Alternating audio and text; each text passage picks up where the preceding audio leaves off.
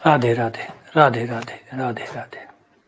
तो आज हम लोग शुरू करने जा रहे हैं। जय श्री राधे, जय श्री राधे। आ जाइए, आज हम शुरू करने जा रहे हैं outline differentiation change of rate. बड़ा प्यारा टॉपिक है, बहुत शानदार टॉपिक है, बहुत प्यारा और बहुत शानदार टॉपिक है। मजा आ जाएगा ये टॉपिक पढ़ के, क्योंकि एक्चुअल में ये जो टॉपिक है, ये टॉपिक हमारी मानव सभ्यता का माइलस्टोन है। ये आग के आविष्कार के जैसा आविष्कार माना जाता है कि जब आग का आविष्कार हुआ था तो दुनिया कैसे बदली होगी। अगर आप इतिहास को समझते हैं और जीवन को समझते हैं तो आप समझ सकते हैं कि आग के आविष्कार ने क्या किया होगा। तो जैसे आग के आविष्कार ने हमारी दुनिया को बदला है, वैसे ही बौद्धिक स्तर पे अगर बात करें, बुद्धि के स्तर पे बात करें, तो आउटलाइन ने वैसा का वैसा बड़ा बदलाव किया। ये 17वीं शताब्दी के अंदर लगभग 1660 के आसपास दो गणितज्ञ थे जो ब्रिटिश मैथमेटिशियन थे, जिनका नाम आप जानते हैं, सर आइजैक न्यूटन और वेलहेम लेबनीज। ये दो बंदे थे उस समय के जिन्होंने कैलकुलस, यानी जिसको आज अवकलन कहते हैं, अवकलन समाकलन सारा उसी में कवर होता है। एक शब्द में एक साथ हम बोलते हैं कैलकुलस। कैलकुलस हिंदी में बोलते हैं कलन। अभी कलन में ही सारा कवर होता है। ये जो सारी चीजें भी आप पढ़ने वाले, अवकलन, समाकलन, देखिए समाकलन कुछ नहीं है, अवकलन का उल्टा ही है। अवकलन का रिवर्स समाकलन है। तो ये दोनों अवकलन और समाकलन दोनों एक साथ ही हो गए। अवकलन और समाकलन दोनों एक साथ हो गए।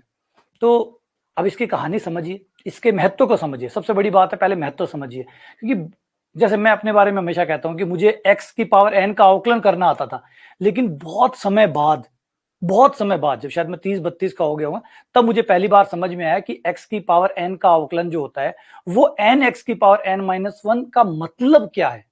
e की पावर x का अवकलन कितना होता है? आप में से हर कोई फटाफट बता देगा कि e की पावर x का अवकलन e की पावर x होता है। log x का अवकलन कितना होता है? 1/x होता है। आप किसी से भी एक बार कहिए रुको और बता भैया log x का अवकलन 1/x क्या बता रहा है, क्या कहना चाहता है, ये इसका अर्थ क्या है? बोले ये नहीं पता, अर्थ गया भाड़ में, बस ये पूछ ले, याद कर ले, पेपर में यही आते हैं, पेपर में यही आते हैं। तो हमारी जिंदगी के 20-22 साल इसी बात में कि पेपर में ये आता है, पेपर में ये आता है, तो पेपर में ये आता है, बस उतना ही पता है। पेपर में जो नहीं आता वो नहीं पता। और एक्चुअल में जिंदगी पेपर के बाद शुरू होती है, जिंदगी पेपर के बाद शुरू होती है। तो इंपॉर्टेंट चीज यही है कि आप इसको थोड़ा अच्छे से सीरियसली लीजिएगा, क्योंकि ये टॉपिक आपके पेपर को भी अच्छा करेगा। स्वाभाविक बात है, पेपर में है तो सवाल तो आएंगे। इवन आपके जीवन को भी बहुत अच्छा करेगा, क्योंकि बहुत सारी चीजें ऐसी है जो अवकलन आपके जीवन को बेहतर बना सकता है। ठीक है, आइए शुरुआत करते हैं। पहले मैं आपको थोड़ा सा प्रैक्टिकल बातें करूंगा ज्यादा, फिर मैं गणित पे आऊंगा। सबसे पहले हम प्रैक्टिकल बात करते हैं। फंक्शन, फलन, फलन क्या होता है? आप एक परीक्षा है ना, स्टूडेंट है, एग्जाम देने वाले, आप ये बात तो, इतना तो बेसिक बात है जो आप समझते होंगे, एवरीथिंग इज कनेक्टेड, हर चीज कनेक्टेड है। अब इस बात पे तो विश्वास करते हैं, हर चीज कनेक्टेड है। आप क्या खा रहे हैं, आप कितना सोते हैं, आपका मूड कैसा रहता है, आपकी पारिवारिक स्थिति कैसी है, घर में लड़ाई झगड़े कैसे हैं, आपके दोस्त कैसे हैं, इन सारी चीजों का फर्क आपकी परीक्षा में पड़ेगा। मानते या नहीं मानते? कम ज्यादा हो सकता है। आपके दोस्त अच्छे हैं, कितने अच्छे हैं, कैसे हैं, इसका भी आपकी परीक्षा पे फर्क पड़ेगा। सही है गलत है? कम ज्यादा हो सकता है, कम ज्यादा कर सकते हो आप, लेकिन जो आपका सर्कल है उसका फर्क आपके एग्जाम पे पड़ेगा। सही है गलत है? बिल्कुल सही है। आप क्या खाना खाते हैं, आप पूरे साल कौन सा खाना खा रहे हैं, किस तरीके का खाना खा रहे हैं, इससे भी आपकी परीक्षा का रिजल्ट प्रभावित होगा। सही है या गलत है? ये भी सही है। आप कितना सोते हैं, किस तरीके के सोते हैं, अच्छी नींद ले पाते हैं या नहीं ले पाते, इस बात का भी फर्क आपके एग्जाम में पड़ेगा। आपका शरीर कैसा है, आपका स्वास्थ्य कैसा है, अच्छा है, बुरा है, बीमार रहते हैं, फ्रीक्वेंटली बीमार पड़ते हैं, इसका फर्क भी आपके एग्जाम पे पड़ेगा। तो हम क्यों ये बात, एक ही बात मान के बैठते हैं? हमें सिर्फ ये लगता है कि जो गुरुजी पढ़ा रहे हैं बस उसी से ही परीक्षा का परिणाम तय होगा। नहीं, परीक्षा का परिणाम इन छोटी छोटी छोटी बहुत सारी बातों से मिलकर परीक्षा का परिणाम बनता है, ना कि सिर्फ एक बात से कि भैया इस कोचिंग का कोर्स ले लिया और ये किताबें खरीद ली और परिणाम बदल जाएगा। ये कह सकते हो कि हमारा प्रतिशत थोड़ा बड़ा हो सकता है, लेकिन और भी फैक्टर्स है। आप परीक्षा के दिन लेट पहुंचे तो सारे फैक्टर एक साइड और वो फैक्टर एक साइड। हुआ है अभी राजस्थान में कुछ लगभग 1.5-2 साल पहले ऐसे ही हुआ था। 2 लड़कियां थी जो बहुत अच्छा तैयारी करके गई थी, एग्जाम हॉल में लेट पहुंची, गेट बंद कर दिया गया, सारी तैयारी वहीं की वहीं रह गई। एक ही फैक्टर भारी पड़ गया, लेट जाने वाला।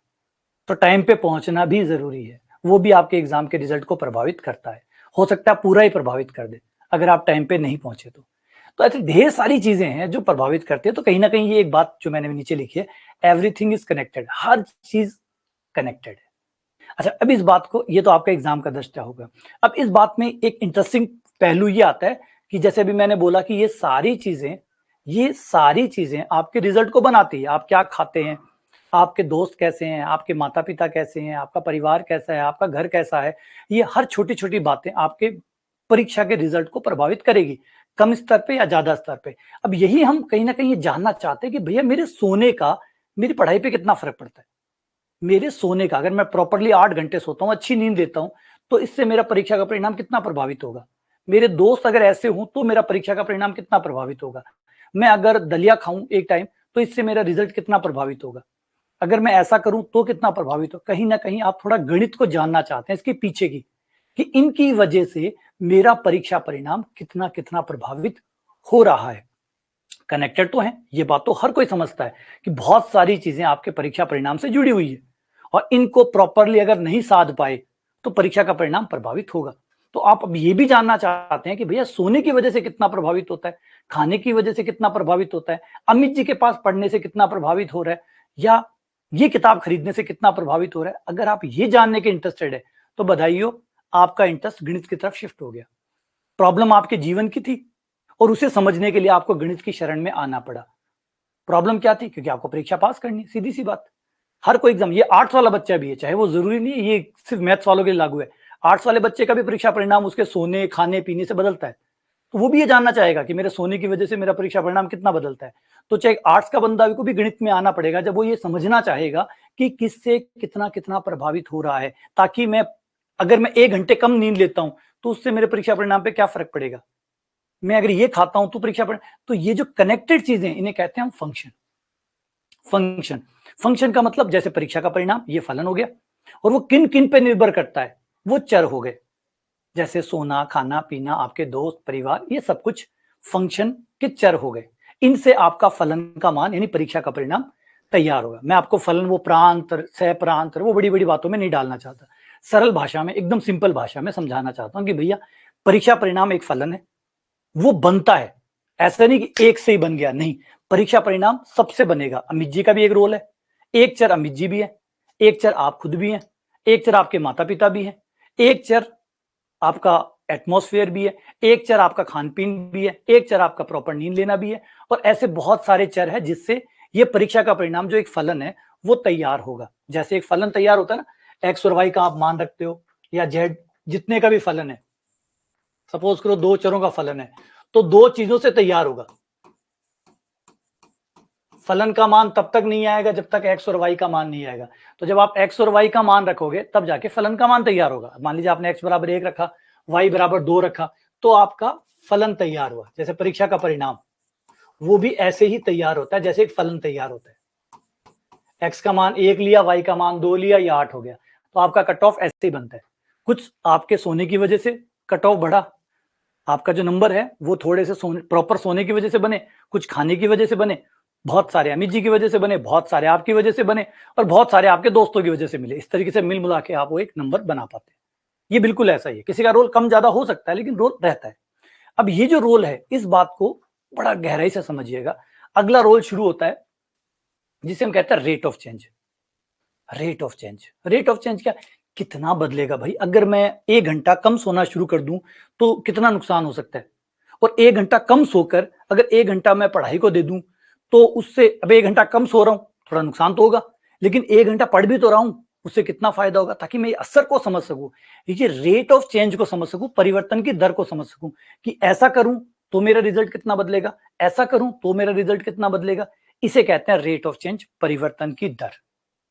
कितना, किसकी वजह से कितना बदलेगा, किसकी वजह से कितना बदलेगा। अभी आपको एक नॉर्मल चीजें लग रही होगी, बोला ऐसा कोई होता है क्या, कौन ऐसे रिजल्ट बैठ के देखता है कि सोने की वजह से कितना आ रहा है, खाने की वजह से कितना आ रहा है। बिल्कुल आप एकदम सही सोच रहे हो, कोई भी स्टूडेंट ऐसा नहीं करता, कोई भी स्टूडेंट ऐसा नहीं करता, लेकिन जो बड़ी कंपनी है वो ऐसा ही करती है। हर बड़ी कंपनी बिल्कुल सारी डेटा पे खेलती है। एक बड़ी कंपनी के किसी शॉपिंग मॉल में आप जाओगे तो वो देखिए वो हर पैमाने को कवर करती है, वो हर रोज एक्सपेरिमेंट करती है, वो देखती है कि हमारे शॉपिंग मॉल में जब म्यूजिक चलता है तो सेल बढ़ती है या घटती है। एक हल्का सा धीमा म्यूजिक अगर चला दें तो इससे सेल बढ़ती है या घटती है। एक हल्का सा परफ्यूम अगर बिखेर दें शॉपिंग मॉल में तो बिक्री बढ़ती है या घटती है। अगर एसी का टेम्परेचर 25 से 24 कर दे तो बिक्री बढ़ती है कि घटती है? कंपनी हर छोटे से छोटे पैमाने को कवर करके चलती है।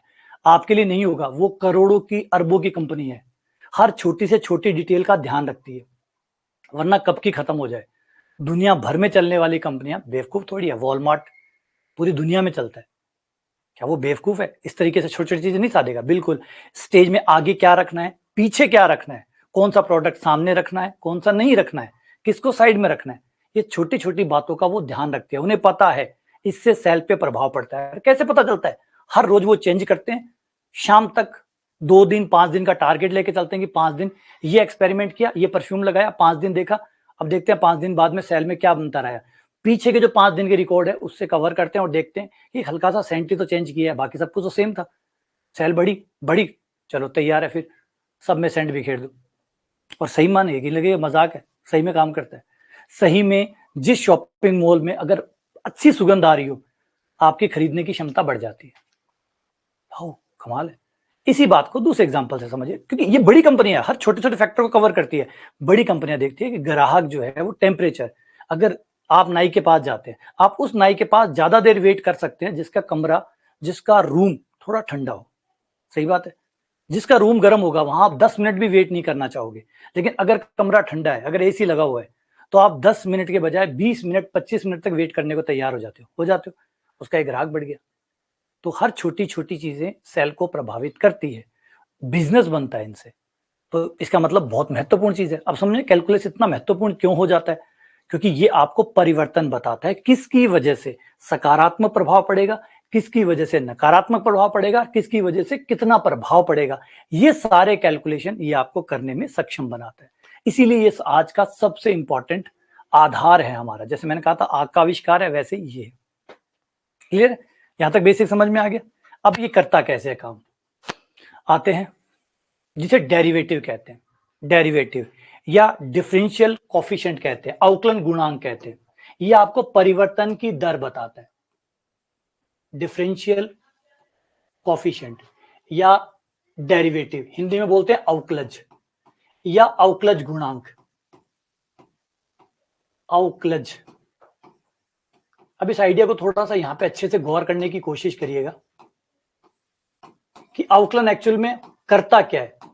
फॉर्मूले तो आपको ऑब्वियसली बात है, ज्यादातर बच्चों को सबको याद होंगे, लेकिन मैं यहाँ पे आपको समझाने की कोशिश, जो मेन क्वेश्चन है उस पे लाने की कोशिश कर रहा हूं कि क्यों अवकलन इतना फेमस है, क्यों अवकलन इतना पॉपुलर है, क्यों अवकलन को हम ये मान के चलते हैं कि यही जीवन का एक बड़ा आधार है, बौद्धिक आधार यही है।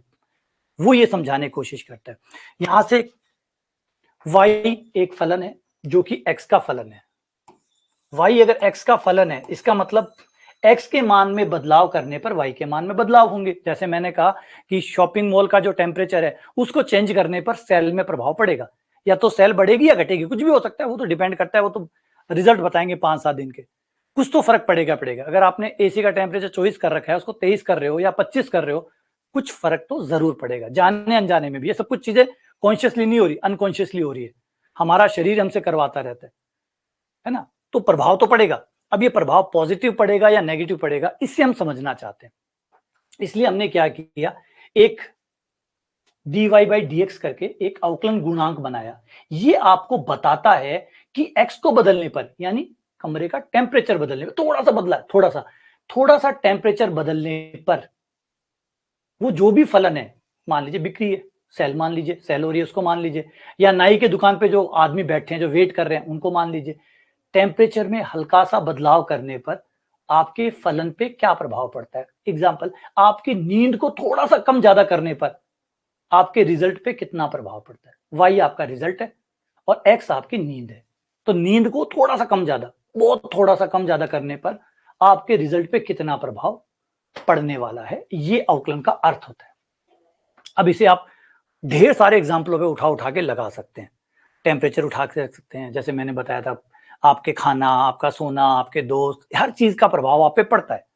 तो कितना पड़ता है, इसको गणितीय रूप से कैसे कैलकुलेट करें, उसके लिए बनाया गया। वाई आपका वो चीज है जिसमें आप प्रभाव देखना चाहते हैं, और एक्स वो है जिसकी वजह से प्रभाव पड़ रहा है। तो अब आप ये देखना चाहते हैं कि एक्स को बदलने पर वाई में कितना प्रभाव पड़ रहा है। अगर मैं एक्स को कम या ज्यादा करूं तो उससे वाई पर क्या प्रभाव पड़ेगा। कितना प्रभाव पड़ेगा, कितना असर रहेगा, कॉल्ड dy बाई dx। तो dy बाई dx आपको असर बताता है, प्रभाव बताता है, परिवर्तन की दर बताता है, असर बताता है कि किसका किस पे कितना असर पड़ा। अब इसके एप्लीकेशन आप सोचें तो बहुत सारे एप्लीकेशन है हमारे जीवन में, ढेर सारे एप्लीकेशन इस बात का है, ढेर सारे एप्लीकेशन इस बात के। और ये रेट ऑफ चेंज, आप गाड़ी चलाते हैं, गाड़ी की स्पीड क्या होती है, परिवर्तन की दर। गाड़ी की स्पीड ये 1 घंटे में गाड़ी कितनी चली या 1 मिनट में कितनी चली, परिवर्तन की दर। त्वरण क्या है, वेग में परिवर्तन की दर, वेग विस्थापन में परिवर्तन की दर, ये सब परिवर्तन की दर, परिवर्तन की दर, परिवर्तन की दर है। बल क्या है, m गुणा a क्या है, वेग में परिवर्तन की दर। तो जितने भी फॉर्मूले हैं, अब गौर करिए, ज्यादातर आपके सारे फॉर्मूले परिवर्तन की दर है, सबके सब परिवर्तन की दर है। एक चीज में परिवर्तन होगा तो दूसरी चीज आएगी। तो ये कितना इंपॉर्टेंट बनाता है अवकलन को, हर जगह परिवर्तन की दर है। हाँ ये बात ठीक है, y और x नहीं है, y और x तो वैसे भी कुछ नहीं है। y का मतलब है एक फलन, x का मतलब है वो जिस पे निर्भर करता है, तो कोई भी हो सकता है। ये dy बाई dx है। अब यहाँ पे आ जाते हैं कि यहाँ क्या लिखा हुआ है। यहाँ पे लिखा हुआ है x में थोड़ा सा परिवर्तन किया, हम कोई बहुत परिवर्तन, बहुत बड़ा परिवर्तन ऐसा नहीं करना चाहते कि भैया 25 के टेम्परेचर को 35 का टेम्परेचर कर दो। हम थोड़ा सा माइनर चेंजेस करना चाहते हैं, माइनर सा, ताकि ज्यादा अनकंफर्टेबल भी ना हो लोग, ज्यादा अनकंफर्टेबल भी ना हो, और एक हल्का सा परिवर्तन करके देख लें। 25 के टेम्परेचर को थोड़ा सा, यानी 26 कर लें, थोड़ा सा आगे पीछे करके देखें, बस हल्का सा, और उससे पता चल जाएगा कि क्या फर्क पड़ता है। इसीलिए इसको कहा जाता है x delta x tends to 0। x में हल्का सा परिवर्तन किया, थोड़ा सा, भाई पे फर्क तो पड़ेगा, अभी डिपेंड कर रहा है, फर्क तो पड़ेगा। आप 5 मिनट भी अपने जीवन को बदलते हो, 5 मिनट भी, तो ओवरऑल आपने पढ़ा हुआ है, किताबें पढ़ी होगी, बार बार ये समझाते कि 5 मिनट का बदलाव अपने आप जीवन में करते हो तो लॉन्ग लास्टिंग बदलाव हो जाते हैं लाइफ में। तो delta x tends to 0, delta x यानी एक्स में हल्का सा परिवर्तन किया, अब ऐसा परिवर्तन करने पर वाई में कितना परिवर्तन हुआ, ये delta y by d x कहलाता है। इसको अवकलन गुणांक कहा जाता है। अगर आप इसे फलन से निकालना चाहते हैं तो ये फलन से भी निकल सकता है।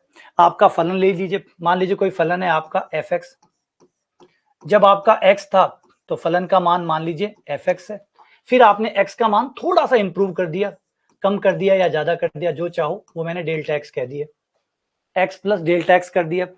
ऐसा करने पर आपका फलन का मान नया आ गया, x प्लस डेल्टा x।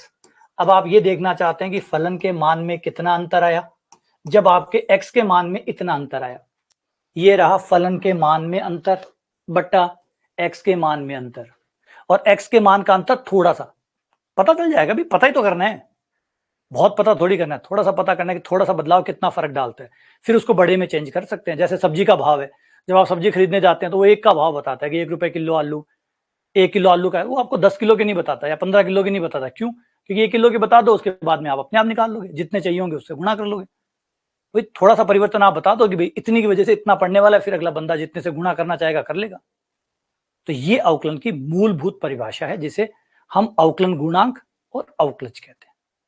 और ये क्या बताता है हमें, ये बताता है कि एक चीज के बदलने पर दूसरी चीज में होने वाला बदलाव कितना होगा, ये बेसिक बात है। अब आते हैं हमारे अगले पार्ट के ऊपर, पहले थोड़ी सी हिस्ट्री से होते हुए निकलते हैं। जो अवकलन है इसके बारे में जो श्रेय दिया जाता है वो 2 लोगों को दिया जाता है, कंफ्यूजन है, बड़ा विवादित मुद्दा भी है ये। 1660 के आसपास ब्रिटेन के 2 फेमस गणितज्ञ, एक का नाम लेबनीज, एक का नाम न्यूटन, सर आइजैक न्यूटन और विल्हेम लेबनीज,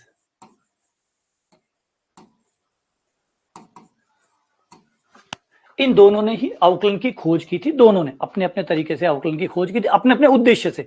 दोनों का उद्देश्य अलग था। न्यूटन का जो उद्देश्य था, न्यूटन ने फ्लक्सन बनाए थे। न्यूटन का उद्देश्य था ग्रह की स्थिति को जांचना, कि जो ग्रह है वो जो दिग्वर्ताकार कक्षाओं में गति करते हैं, एक्चुअली ये दिग्वर्ताकार कक्षाओं में गति क्यों करते हैं, और ये कक्षा का समीकरण क्या होगा, इनकी कक्षा का नियम क्या होगा, ये जानने के लिए न्यूटन ने आविष्कार करना। किसी ने न्यूटन से पूछा कि भाई ये जो ब्रह्मांड है इसमें हमारा जो सोलर सिस्टम है ये दिग्वर्ताकार कक्षाओं में गति क्यों करता है, क्या चक्कर है इनका। तो न्यूटन को ये क्वेश्चन बहुत फैसिनेटिंग लगा और इसको करने के लिए उन्हें गणित बनानी पड़ी। तो यहाँ से शुरुआत होती है न्यूटन की, न्यूटन ने कैलकुलस बनाया। फिर लेबनीज भी अपना काम कर रहे थे, लेबनीज भी अल्पांशों का योग कर रहे थे, और अल्पांशों का योग करते करते इन्होंने समाकलन बनाया और समाकलन से अवकलन बनाया। इनका उल्टा चला, इन्होंने भी बनाया, दोनों में बड़ा, क्योंकि अवकलन तो अवकलन था, कमाल की चीज खोज दी थी आपने। अब इतनी बड़ी कमाल की चीज का नाम कौन नहीं लेना चाहता, श्रेय हर कोई लेना चाहता है, क्योंकि इतिहास याद रखेगा इनको। तो दोनों में लड़ाई शुरू होगी। न्यूटन ने कहा कि मैंने अवकलन को बनाया है, लेबनीज ने कहा मैंने बनाया है, जबकि दोनों के जो तरीके थे वो इंडिपेंडेंट थे। ऐसा साफ देख के लगता है कि ना तो न्यूटन ने लेबनीज की कॉपी की है, ना लेबनीज ने न्यूटन की कॉपी की, क्योंकि दोनों का डिफरेंट एकदम। एक गाय का निबंध है, 2 बच्चे लिख रहे हैं, आप पकड़ पाओगे आराम से कि भैया कॉपी की है या नहीं की है ना, क्योंकि कहीं ना कहीं सोच तो नहीं मिलती, तरीका तो अलग होता है। वो गाय को अलग तरीके से देख रहा होगा, वो गाय को अलग तरीके से सोच रहा होगा। तो जब गाय के निबंध अलग अलग होते हैं तो फिर यहाँ तो अलग अलग होने, तो दोनों ने अपने अपने तरीकों से अवकलन की खोज की, और ये लगातार विवाद का मुद्दा फिर बना ही रहा, और लड़ाई करते करते दोनों मर गए, काम खत्म। और अभी तक कोई भी निपटारा नहीं हुआ, और अभी तक हम दोनों को ही बराबर बराबर श्रेय देते हैं कि न्यूटन लेबनीज। और जो प्रतीक चिन्ह हम यूज करते हैं वो ज्यादातर लेबनीज वाले यूज करते हैं। जो लेबनीज ने हमें प्रतीक चिन्ह दिए थे dy बाई डी एक्स, ये जो हम यूज करते हैं ये लेबनीज का रूल है, ना कि न्यूटन का। न्यूटन ऐसे लिखते थे, एक्स ऊपर डॉट लगाते थे, न्यूटन अवकलन को डॉट से कहते थे, डॉट। अभी आप लोगों ने कभी फिजिक्स पढ़ी होगी तो फिजिक्स में आप बहुत सारे अवकलन की जगह डॉट देखते हैं, ये न्यूटन थे, न्यूटन डॉट करके लिखते थे अवकलन को। और dy बाई डी एक्स जो हम यूज करते हैं वो लेबनीज का है, dy बाई डी एक्स। और जो हम अवकलन के लिए गुणा का नियम यूज करते हैं, चेन रूल यूज करते हैं, ये सब कुछ लेबनीज का ही दिया हुआ है। न्यूटन तो अवकलन को बनाकर उसके बाद में गति के नियम उसकी तरफ शिफ्ट हो गए थे, फिर उन्होंने अवकलन पे बहुत ज्यादा काम नहीं किया, शुरुआती काम किया और उतना ही किया जैसे मैंने बताया ना, कि ऑर्बिट की स्टडी करनी थी तो उतना उतना अवकलन बनाया और उस तरफ शिफ्ट हो गए। लेबनीज कंटिन्यू गणित के ऊपर चलते रहे, और उन्होंने अवकलन, समाकलन, जो समाकलन होता है ये वाला चिन्ह, ये भी लेबनीज का ही चिन्ह है।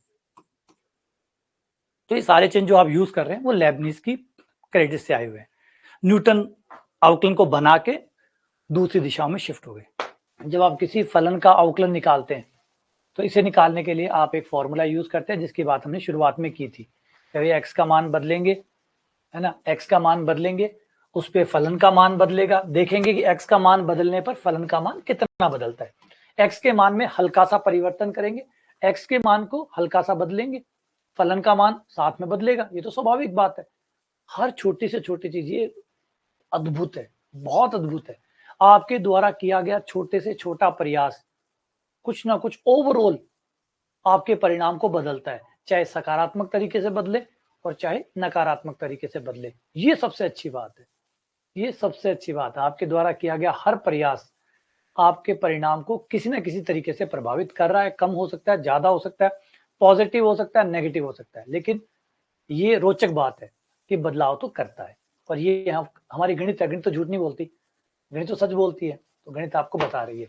फॉर्मूला कैसे बनाए, बड़ा सिंपल तरीका है कि भाई मान लीजिए हमारा x था, उस समय हमारे फलन का मान fx था, x था, fx था। अभी इतने घंटे पढ़ रहा हूं तो ये रिजल्ट आने वाला है। अब मैंने क्या किया, थोड़ा सा अपने पढ़ाई को परिवर्तित कर दिया, थोड़ा और एक्स्ट्रा पढ़ने लग गया, तो आपका रिजल्ट भी बदलेगा। तय बात है, मैंने पहले कहा रिजल्ट कम होगा या घटेगा या बढ़ेगा, कुछ तो होगा।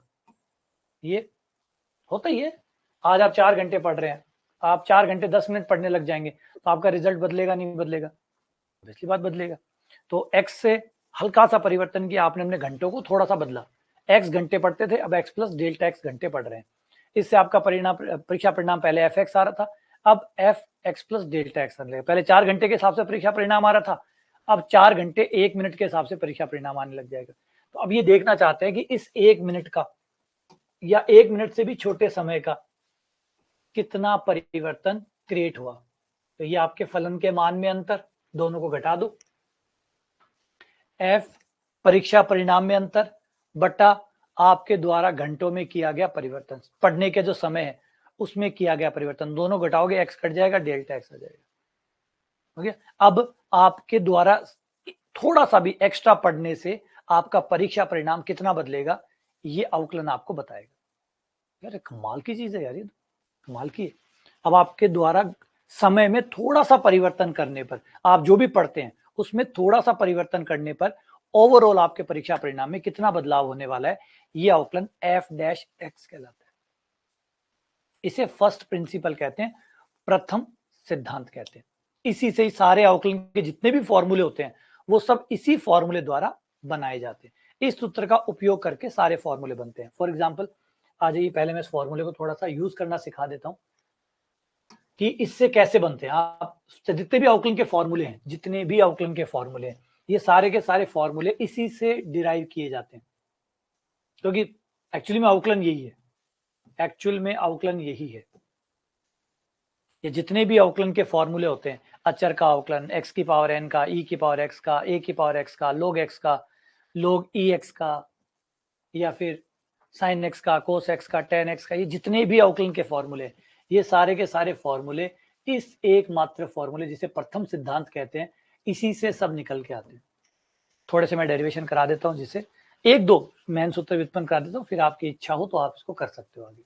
पहले पुराने टाइम में पूरी प्रश्नावली आती थी, अब तो एनसीईआरटी वालों ने सारा बेड़ा गर्क कर दिया। अब बाकी स्टेट में कहीं क्या आता है वो तो मैं नहीं जानता, लेकिन एनसीईआरटी ने तो ये टॉपिक ही हटा दिया। एनसीईआरटी ने तो ये डेरिवेशन ही हटा दिया, सीधा का सीधा बस थोड़ा सा करवाती है, बाद में आगे सवालों पे पहुंचा देती है, और पढ़ना हो तो अलग से पढ़ो कहीं से। पहले तो एक प्रश्नावली आती थी पूरी, कि भाई बच्चे को पढ़ना ही पड़ता था कि पूरी प्रश्नावली, और पेपर में सवाल भी आता था तो बच्चे सारा फॉर्मूला खुद व्युत्पन्न करता था, है ना। अब उसे बस ये तो पता है कि e की पावर x का अवकलन क्या होता है, लेकिन उसे ये नहीं पता कि ये आता कहां से। आ जाओ ट्राई करते हैं, एक एग्जांपल लेते हैं, e की पावर x का अवकलन करते हैं हम लोग। ये हमारा फॉर्मूला रहा, इसको यूज करना सीखो। fx बराबर e की पावर x, e की पावर x का हम अवकलन बनाने वाले, कितना अवकलन आएगा। f डैश का मतलब होता है अवकलन, है ना, d अपॉन dx लिखते हैं इसको।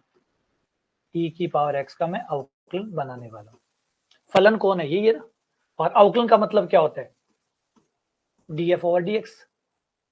हम इसे df ओवर dx भी लिखते हैं, f डैश बोल दो या df ओवर dx बोल दो, x के सापेक्ष अवकलन बोल दो। लिखने में आसानी हो इसलिए f डैश x का इस्तेमाल हम करते हैं, कि छोटा लगता है, लिखने में छोटा लगता है। ये आयलर के द्वारा दिया गया था, देखिए ये आयलर के द्वारा दिया गया, आयलर डैश लगाते थे, न्यूटन डॉट लगाते थे, न्यूटन डॉट लगाते थे, लेबनीज dy बाई dx लिखते थे, और आयलर जो थे वो डैश लगाते थे। सबने अवकलन को अपने अपने तरीके से लिखने का तरीका होता था, सिर्फ तरीके, ऐसा नहीं कि कुछ बदल दिया, बदला कुछ नहीं है। इसी को df ओवर dx कह सकते हो, इसी को f डैश x कह सकते हो, मतलब एक ही है। मान रखिए सबसे पहले अपने फलन में, आपका जो फलन है ये रहा, अपने फलन में x plus delta x put कर दो, x plus delta x put कर दो, x की जगह x plus delta x minus, फिर आपका फलन वो पुट कर दो, कर दिया, बटा डेल्टा x, है ना। अगर आपको डेल्टा x थोड़ा सा परेशान कर रहा है, डेल्टा x लिखने में दिक्कत आ रही है, तो आप h भी लिख सकते हैं, है ना। राइटर्स है वो कहते हैं डेल्टा x यार थोड़ा सा बड़ा लगता है दिखने में, तो कई लोग इसको कहते हैं थोड़ा छोटा कर दो यार, डेल्टा x की जगह h भी तो बोल सकते हैं, छोटा सा परिवर्तन ही तो है, छोटे से परिवर्तन को h बोल दो, इतना बड़ा क्यों करते हो। ठीक है, लो भाई h कर देता हूं। संकेत है ना, सीरियसली मत लीजिएगा, संकेत है, आपको जो छोटा लगे वो लिख सकते हो। अब देखो थोड़ा ज्यादा ठीक लग रहा है, आसान लग रहा है, हाँ थोड़ा सा डेल्टा एक्स के मुकाबले तो लिखने में ज्यादा आसान लग रहा है, डेल्टा एक्स थोड़ा बड़ा, डेल्टा एक्स थोड़ा बड़ा लग रहा था, ये छोटा लग रहा है, कोई बात ऐसे लिख लो, डन। अभी तो डेल्टा एक्स से करा देता हूँ, फिर अगले वाले को एच से करवा दूंगा। ई की पावर एक्स कॉमन,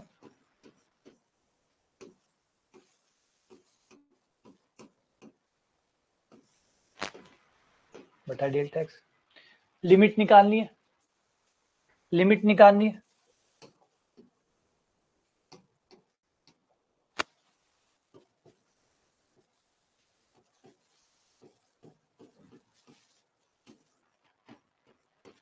तो लिमिट आप डीएल हॉस्पिटल से निकाल सकते हैं, डीएल हॉस्पिटल से निकाल सकते हैं, या फिर विस्तार से निकाल सकते हैं।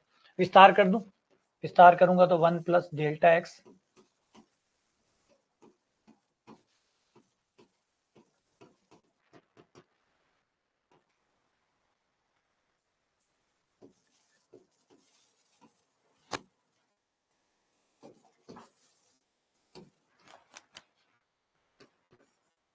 Delta x tends to, delta x common ले लो, कट कर दो,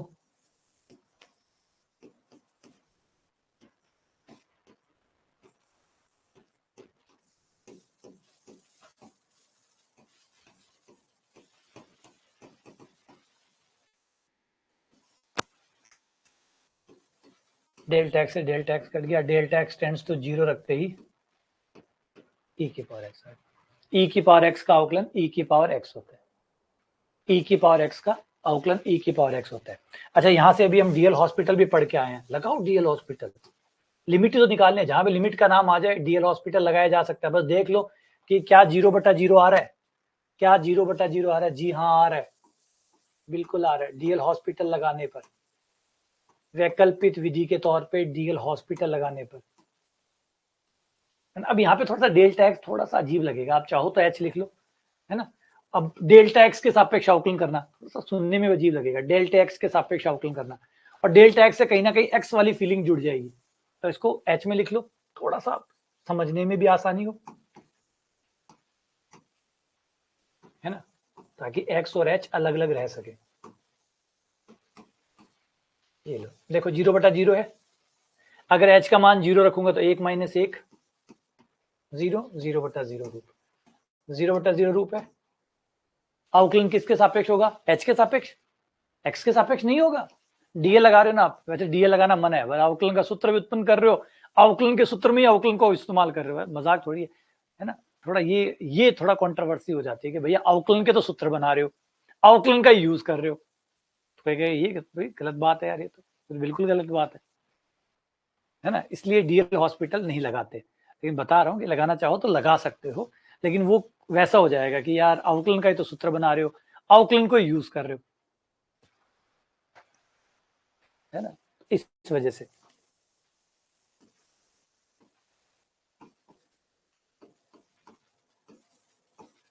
e की पावर h, अब डीएल लगा दूंगा यहाँ पे, अवकलन करूंगा e की पावर h का, e की पावर h 1 का 0 बटा h का 1, h का मान 0 रखने पर e की पावर x, ये आ गया। तो हाँ बिल्कुल सही कहा, तो अवकलन के लिए अवकलन का इस्तेमाल करेंगे तो वो गलत कहलाता है, इसलिए विस्तार से कर लो, वो ज्यादा ठीक है ना। किया जा सकता है, ऐसा नहीं किया नहीं जा सकता, लेकिन किया जा सकता है, लेकिन वो थोड़ा सा वही आ जाएगा कि भाई अवकलन में अवकलन का इस्तेमाल कर रहे हो, गलत बात है, नहीं करो, विस्तार से कर सकते हो। आगे चलो और विस्तार कर, और एक फॉर्मूला व्युत्पन्न करते हैं साइन एक्स का, एक साइन एक्स का और बनाते हैं।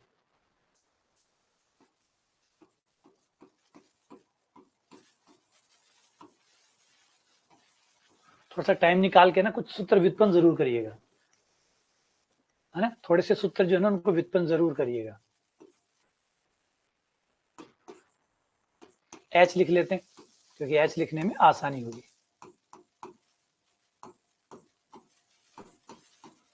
ये हमारे अवकलन का सूत्र,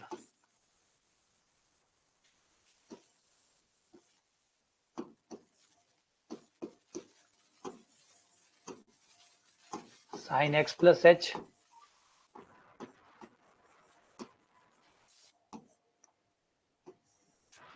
बटा एच।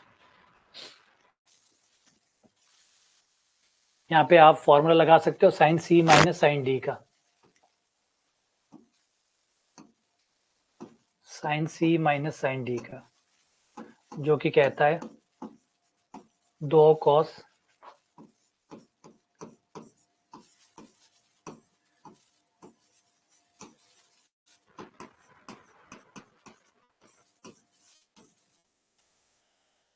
सी प्लस डी बटा 2 साइन सी माइनस डी बटा 2।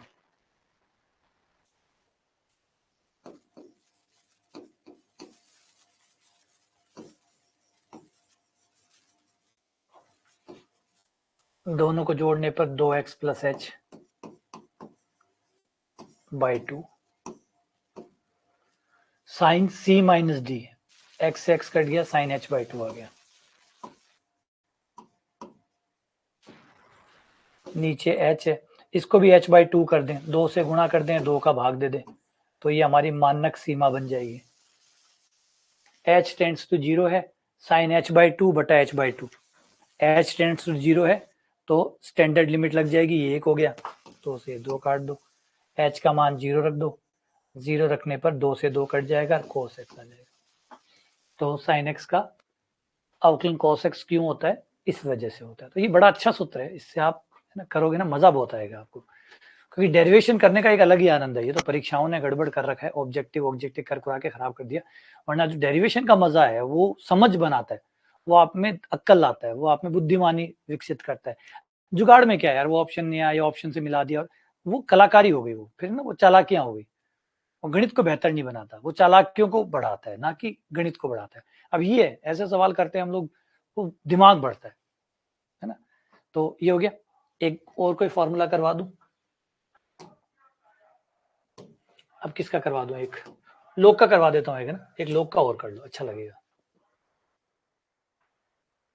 बाकी फिर आप लोग अपने स्तर पे और करना चाहो।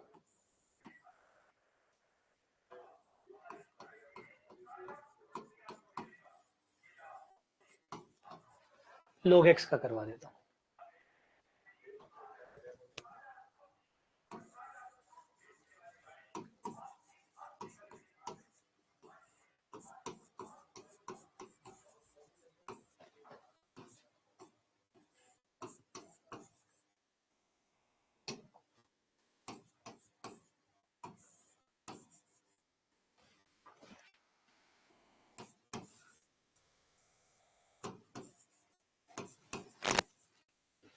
h tends to 0, log x plus h,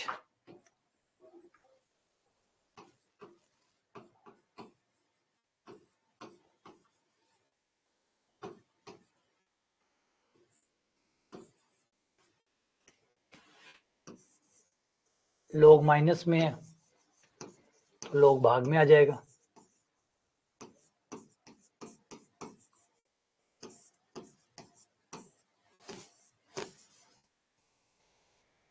ये हो जाएगा log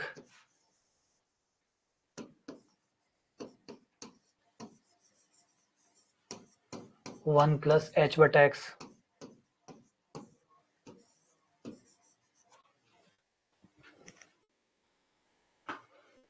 अब यहाँ पे विस्तार कर देते हैं log 1 प्लस एक्स का सूत्र लगा के।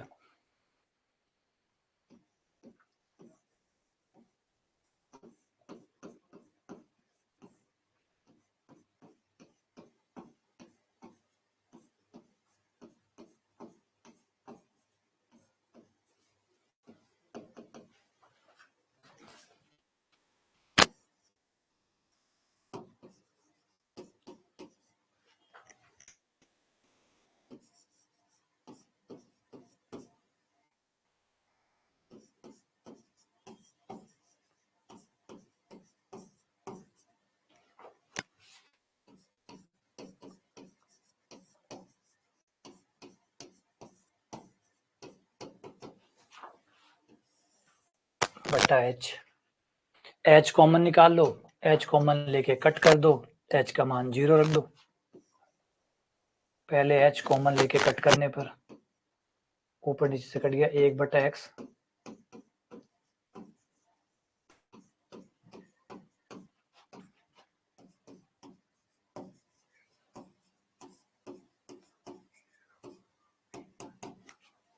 ये कट गया। अब h का मान 0 रख दो, ये बच गया 1 बटा एक्स, बाकी सब 0। तो ये 1 बटा एक्स आ गया। h बटा एक्स ही तो होगा, सही तो है, क्या गलत है? अलग अलग करेंगे ना इसको आप अलग अलग करेंगे तो क्या होगा, x बटा एक्स प्लस h बटा एक्स, x से x कट गया, 1 आ गया, 1 प्लस h बटा एक्स। क्लियर है बात? ये है हमारा प्रथम सिद्धांत। तो प्रथम सिद्धांत द्वारा आप जितने भी फॉर्मूले हैं सबका विस्तार कर सकते हैं, सबका विस्तार कर सकते हैं। लेकिन कई बार ऐसा होता है कि क्या अवकलनीय है या नहीं है, इसका कैसे पता चलेगा? सबसे पहली बात कि अवकलन क्या होता है। ये जो आप अवकलज गुणांक निकालते हैं, देखो इसे अवकलज गुणांक कहते हैं। थोड़ा सा इस बात को, ये छोटे से वर्ड है, इनका कंफ्यूजन जो है ना उसको ठीक कर लो। कि जैसे अभी आप ये जो कर रहे हैं इसको अवकलन कहते हैं।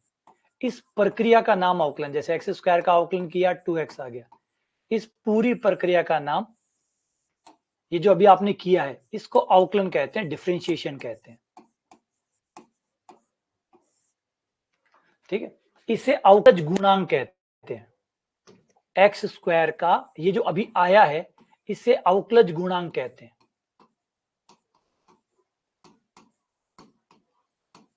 अवकलन करके जो प्राप्त होता है उसको अवकलज गुणांक कहते हैं। इस प्रक्रिया का नाम अवकलन है। ये जो कर रहे होते हैं हम लोग, इन्हें, है ना, ये जो भी आप कर रहे होते हैं इसे अवकलन कहते हैं, प्रक्रिया को अवकलन कहते हैं। जो भी अब हम पढ़े जा रहे हैं सब अवकलन है, ठीक है।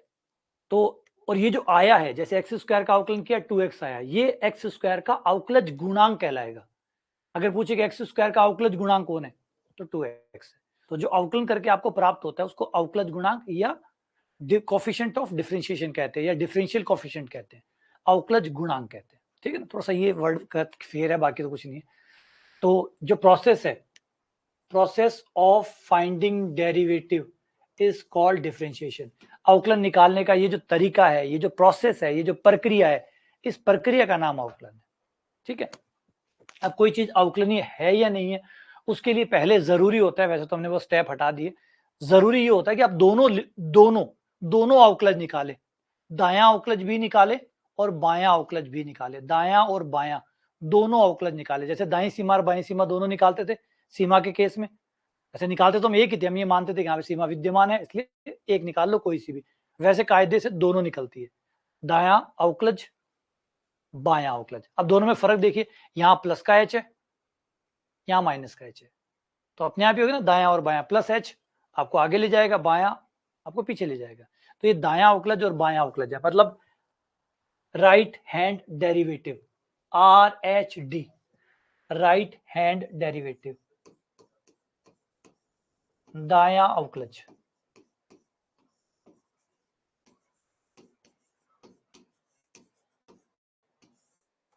बायां अवकलज,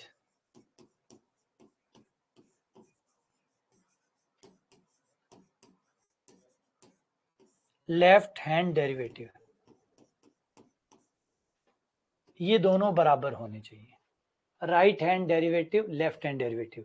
अगर आप इन्हें सांकेतिक रूप से लिखना चाहें तो ऐसे लिख सकते हैं, f dash a plus h limit h tends to 0। ये डैश समझाएगा कि अवकलज है, डैश लगा हुआ है मतलब अवकलज है, ए प्लस एच मतलब दायां, तो ये दायां अवकलज है, और बायां अवकलज हो जाएगा आपका लिमिट एफ डैश, डैश का चिन्ह आ गया मतलब अवकलन है। सीमा और अवकलन को अलग अलग रखना, सीमा और अवकलन को अलग अलग रखना है, तो आप एफ डैश लगा देते हैं, डैश नहीं लगाते हैं। अगर ये बिना डैश के होता तो ये क्या कहलाता, दाईं सीमा बाईं सीमा, डैश के साथ आ रहा है मतलब दायां अवकलज बायां अवकलज, डैश अवकलज का प्रतीक हो गया, डैश का मतलब अवकलज। फिर दो चीज है ना आपके पास, एक है दाईं सीमा, एक है दायां अवकलज, तो दाईं सीमा कौन सी है, दायां अवकलज कौन सा है। अगर डैश नहीं लगा हुआ है तो इसका मतलब दाईं सीमा है, डैश लगा हुआ है इसका मतलब दायां अवकलज है। ऐसे ही डैश नहीं लगा हुआ है बाईं सीमा है, डैश लगा हुआ है मतलब बायां अवकलज है। बस ये दोनों बराबर होने चाहिए, अगर ये दोनों किसी बिंदु पे बराबर है तो ही हम उसे अवकलनीय मानेंगे, वरना नहीं मानेंगे, उसे नहीं मानेंगे। जैसे लिमिट में हमने सख्त मना किया था कि भैया दोनों होने चाहिए, बराबर होने चाहिए, अगर दोनों बराबर नहीं है तो हम लिमिट को नहीं मानेंगे। सेम अवकलन में भी यही बात है, किसी को अवकलनीय तभी मानेंगे या अवकलज गुणांक को तभी विद्यमान मानेंगे जब दोनों अवकलज आए और बराबर आए, अगर अंतर आया तो विद्यमान नहीं माना जाएगा। हाँ, ज्यादातर फलनों में आ जाते हैं, दोनों ही बराबर आ जाते हैं, लेकिन कभी कभी ऐसा होता है कि बराबर नहीं आते। आओ कुछ एग्जाम्पल करते हैं, देखते हैं कि कभी कभी होता ऐसा कब कब होता है। एक अच्छा एग्जाम्पल है मोड का, मोड का एग्जाम्पल लगाइए। मोड में ऐसा होता है कि आपका दायां कुछ आता है बायां कुछ आता है, दायां कुछ आता है बायां कुछ आता है। अभी इसके ऊपर थोड़ा और हम गहराई से अध्ययन भी करेंगे, पहले मैं आपको फॉर्मूले वाइज निकाल के दिखाता हूँ कि फॉर्मूले में जब आप लेफ्ट साइड से निकालेंगे तो अलग उत्तर देगा, राइट वाला अलग उत्तर देगा, है ना, लेफ्ट और राइट दोनों अलग अलग देंगे। तो पहले बायां अवकलज निकालते हैं, 0 पे निकाल रहा हूं, बायां अवकलज, लेफ्ट हैंड डेरिवेटिव, है ना। हम बिल्कुल आप चाहो तो उसका छोटा प्रतीक ऐसे रख सकते, डी फॉर डेरिवेटिव माइनस मतलब दायां डेरिवेटिव, लिखने के लिए छोटा हो, D minus, D minus, D minus. एक बहुत अच्छे फिजिसिस्ट थे जिनका नाम था रिचर्ड फेनीमैन, उन्हें नोबेल प्राइज भी मिला था। और नॉर्मली क्या होता है कि जो बहुत जीनियस लोग होते हैं वो बहुत बुरे टीचर होते हैं, ये एक नॉर्मली कॉन्ट्राडिक्शन होता है। जब आप बहुत जीनियस होते हैं तो बहुत जीनियस को बहुत अच्छा पढ़ाना नहीं आता, क्योंकि पढ़ाना एक अलग कला हो गई ना, जैसे बहुत अच्छा कोच है तो जरूरी नहीं कि बहुत अच्छा खिलाड़ी रहा हो। बहुत अच्छा कोच, अगर आप महेंद्र सिंह धोनी को अगर आज कोच बनाएंगे तो शायद वो अच्छे होंगे नहीं होंगे, थोड़ा सा डाउट रहेगा। या आप सचिन तेंदुलकर को कोच बनाएंगे तो अच्छे कोच रहेंगे, कब प्लेयर अच्छे थे, नो डाउट, है ना, गॉड ऑफ द क्रिकेट माना जाता है, तो प्लेयर तो बहुत अच्छे है, लेकिन क्या कोच अच्छे होंगे? क्योंकि कोच में आपको खुद को काम नहीं करना ना, आपको सामने वाले को तैयार करना है, तो ये चीज थोड़ी मुश्किल होती है। रिचर्ड फेनीमैन इसका एक अपवाद थे, वो खुद भी जीनियस थे और एज ए टीचर वो उससे भी ज्यादा जीनियस थे। एज ए टीचर वो बेस्ट थे, और जितनी फिजिक्स फिजिक्स के बारे में आता है तो उन्हीं का ही संदर्भ लिया जाता है। अगर कोई बढ़िया फिजिक्स पढ़ा रहा है तो जरूर उनके आइडिया के आधार पे ही फिजिक्स पढ़ाता है। उन्होंने पढ़ने की टेक्निक्स भी बताई, बहुत कुछ चीजें उन्होंने बताई। रिचर्ड फेनीमैन बचपन से ही बड़े आउटस्टैंडिंग टाइप के स्टूडेंट थे। शुरुआत के दिनों में कहा जाता है कि इन्होंने पूरी की पूरी जो गणित थी उसके खुद के संकेत बना लिए थे, खुद के, जैसे अभी आपने बनाया डी माइनस, डी माइनस। इस तरीके से उनकी आदत थी कि जितनी भी गणित है, फिजिक्स है, उसके जो पुराने परंपरागत संकेत है उन सबको छोटा करके खुद के नए संकेत बनाना, और उन्होंने खुद के नए संकेत बना लिए पूरी के सबके। अच्छा, अब हुआ क्या, एक दिन वो पेपर देने गए तो उन्होंने अपने जो नए संकेत है वो डाल दिए, और पेपर को जो नॉर्मल टाइम होता था 1 घंटे का या 1.5 घंटे का, उससे आधे समय में पेपर करके टीचर को दे दिया। अब टीचर को तो नहीं पता ना नए संकेत आपने बनाए तो आपको ही पता है, और तो कोई जानता ही नहीं कि ये है क्या। वो टीचर दिमाग घूम गया, टीचर ने उन्हें बुलाया कि यार आओ, ये तुमने क्या किया है, किया तो लगता तो सब सही सही है, लेकिन ये तो मैंने कभी देखे ही नहीं, ये प्रतीक चिन्ह ये कहाँ है। तो रिचर्ड फेरीमैन ने कहा कि एक्चुअली ये मैंने बनाए हैं और इससे टाइम बचता है। जैसे आप लेफ्ट हैंड डी लिख रहे हो, अब 3 अक्षर लिखने पड़ रहे हैं, मैं 3 क्यों लिखूं? बताने तो चाहते हो लेफ्ट हैंड लिमिट। अब देखो, बायां अवकलज के मुकाबले ये बेटर है, इसके मुकाबले ये बेटर है, गौर करिए तीनों में क्या अंतर है। बोला अगर ये लिखने में 10 सेकंड लगते हैं, ये लिखने में 3 सेकंड लगेंगे, ये लिखने में सिर्फ 1 सेकंड लगेगा, तो क्यों नहीं इसको यूज किया जाए, संकेत ही तो है। हाँ, ये बात तो सही है, संकेत ही तो है, छोटे बनाओ ना। तो इसलिए मैंने कि छोटे बना दिए। तो मैडम ने, जो टीचर थे उनके, उन्होंने कहा नहीं नहीं यार ऐसा नहीं होता, एक स्टैंडर्ड होता है जिससे क्या होता है कि आपको खुद के लिए बनाने हैं तब तो आप जो चाहे बना लो, कोई दिक्कत नहीं है। लेकिन अगर आप बाकी लोगों के लिए बना रहे हैं, आप परीक्षा में बैठ रहे हैं, तो फिर आपको संकेत वही यूज करने होते हैं जो स्टैंडर्ड होते हैं, ताकि दूसरे भी समझ सके कि तुमने क्या लिखा। जैसे तुमने कोई लिपि बना ली, अब तुम्हारे तो वो समझ में आ जाएगी क्योंकि तुमने बनाई है, लेकिन कोई दूसरे को जब तुम चिट्ठी लिखोगे तो थोड़ी उसको समझ में आएगा कि क्या लिखा है तुमने, तो तुम्हें वही यूज करना पड़ेगा जो उसको भी समझ में आता हो। तो ये बड़ी प्यारी बात है इसमें, ठीक है। दाया बाया तो ये आप कर सकते हैं, डी माइनस यूज कर सकते हैं, लेकिन बता दीजिएगा। तो पहले मैं बाया अवकलन निकालता हूं, जीरो पे निकाल रहा हूं, है ना, जीरो पे वहां लिखा पड़ा है ना, जीरो पे निकाल रहा हूं, जीरो पे बाया, एक्स की जगह जीरो आ जाएगा,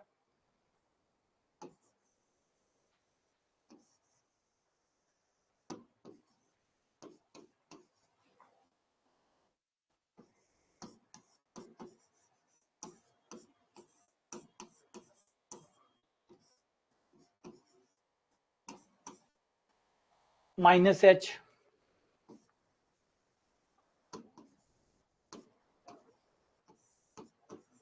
मोड माइनस एच, ये फलन रहा, फलन में क्या रखना है, माइनस एच, फलन में माइनस एच रखा तो मोड माइनस एच हो गया।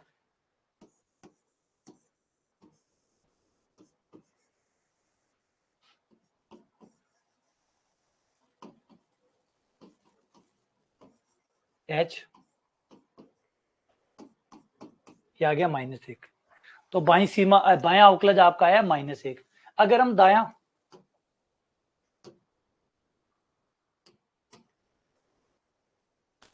अवकलज निकालें तो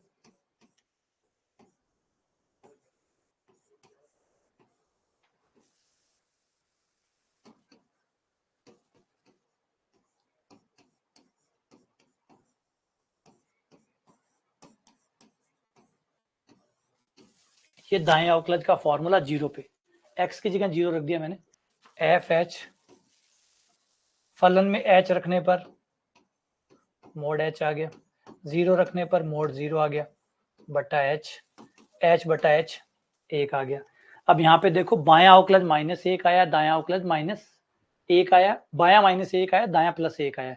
मान तो नहीं सकते, अवकलन ही नहीं कह सकते, क्योंकि अवकलन ये कहेंगे तो किसको सही मानेंगे, बाएं को या दाएं को? बाएं तो -1 बता रहा है, जब दाएं को देखते हैं तो वो +1 बता रहा है, तो इसका मतलब इस पे नहीं माना जा सकता, दोनों को ही रिजेक्ट करना पड़ेगा, क्योंकि दोनों सेम आते तो हम एग्री हो जाते कि ठीक है ये उत्तर होगा, लेकिन दोनों अलग अलग उत्तर दे रहे हैं तो फिर दोनों को ही रिजेक्ट करना पड़ेगा और ये कहना पड़ेगा कि फलन, ये जो दिया गया फलन है ये 0 पर अवकलनीय नहीं है, इसका अवकलन विद्यमान नहीं है।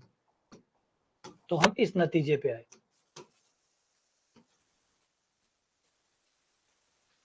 ये फलन f(x) बराबर मोड x, x बराबर 0 पर विद्यमान नहीं है।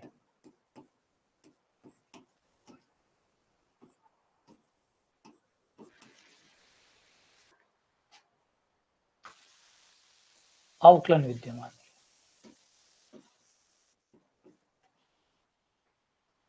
ठीक है। चलिए ऐसे एक फलन से और मिलते हैं जिसके साथ भी यही प्रॉब्लम है, महत्तम पूर्णांक फलन। इस फलन को भी दिक्कत आती है, ये फलन भी अवकलनीय नहीं होता है। किसी भी पूर्णांक पे जाएंगे, किसी भी पूर्णांक पे, तो इसकी सेम लड़ाई है। कोई भी पूर्णांक पे चेक करिए, किसी भी पूर्णांक पर ये सेम लड़ाई देगा। सपोज कीजिए मैं x बराबर 1 पे चेक कर लेता हूँ या 2 पे चेक कर लेता हूँ, 1 पे चेक कर लेता हूँ, जिससे आपको आइडिया हो जाएगा कि ये हर पूर्णांक पे प्रॉब्लम देने वाला है। x बराबर 1 पर दायां बायां अवकलज,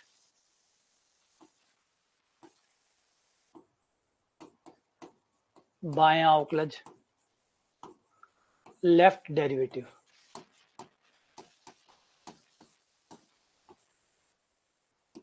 formula wise limit h tends to 0। मैं 1 पे चेक कर रहा हूँ, 1 माइनस h, x की जगह 1 रख दो फॉर्मूले में बस, ये आपका लेफ्ट वाला फॉर्मूला।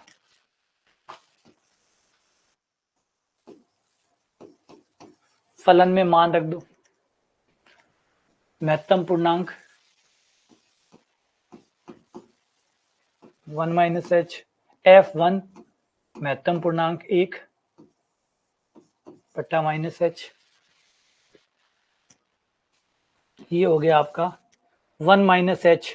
h बहुत छोटा होता है, लेकिन 1 में से जब घटेगा तो 1 को क्या कर देगा, 0.9999 बना देगा, और 0.99 का हो जाएगा 1 माइनस 1 बट्टा minus h, minus minus cut गया, 1 बट्टा h आ गया। h का मान टेंड्स टू 0 रखने पर ये अनंत आ गया।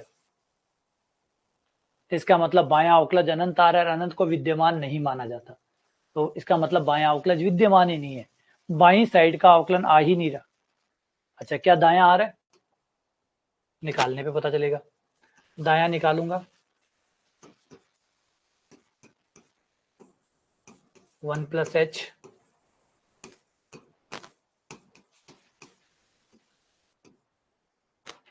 ये दायां अवकलज का फॉर्मूला,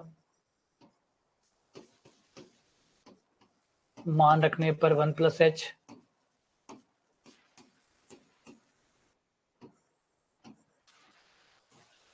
वन प्लस एच, 1 में h जुड़ गया तो 1.00001 हो गया, जो कि 1 आएगा।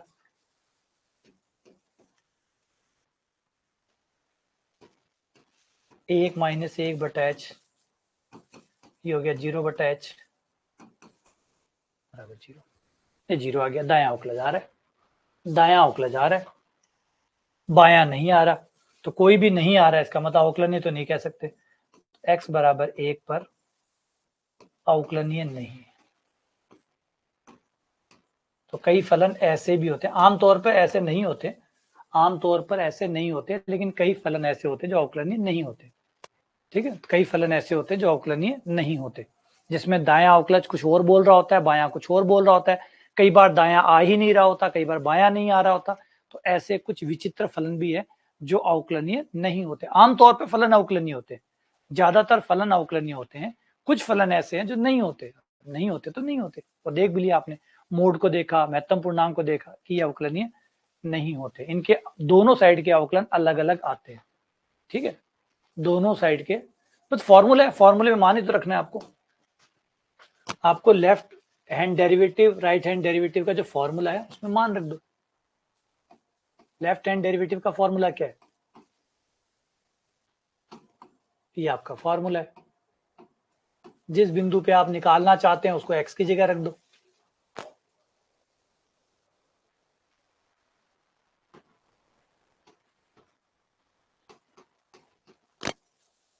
ये है आपका लेफ्ट हैंड डेरिवेटिव का फॉर्मूला, यानी बायां अवकलज, ये आपका दायां अवकलज का। जिस बिंदु पे निकालना है एक्स की जगह वो मान रख दो।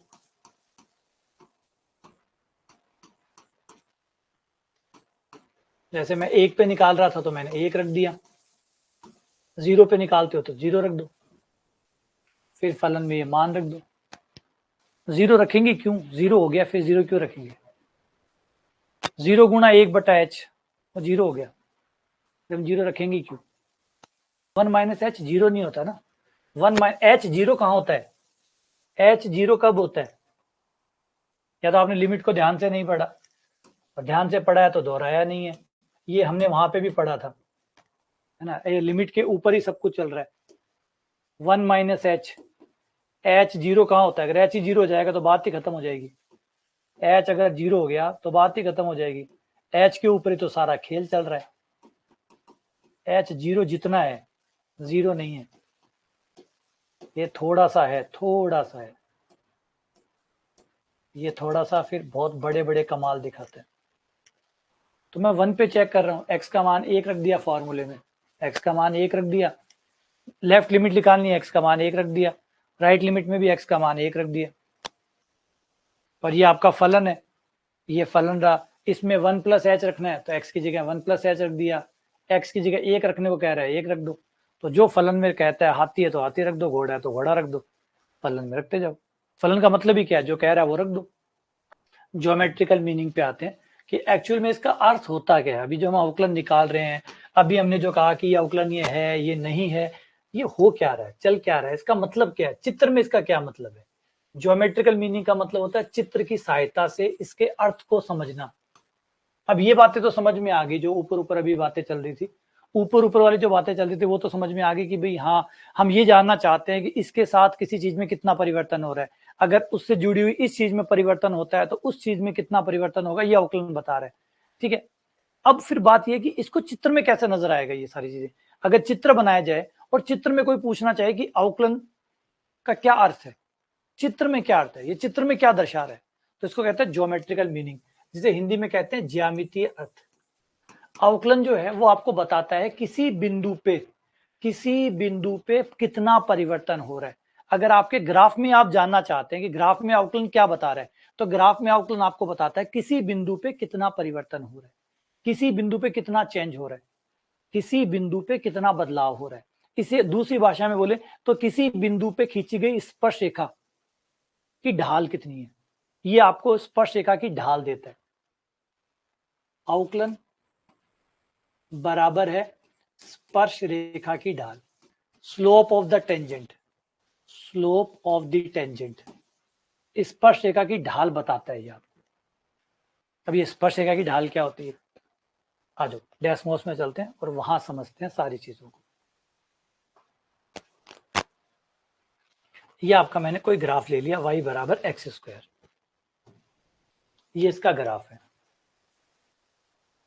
अब आप ये जानना, ये जो ग्राफ है, इस ग्राफ में हर बिंदु पे कोई ना कोई परिवर्तन आ रहा है, हर बिंदु पे परिवर्तन आ रहा है। जैसे इसे अगर ऐसे नहीं समझ में आ रहा तो क्रिकेट तो समझ में आता होगा।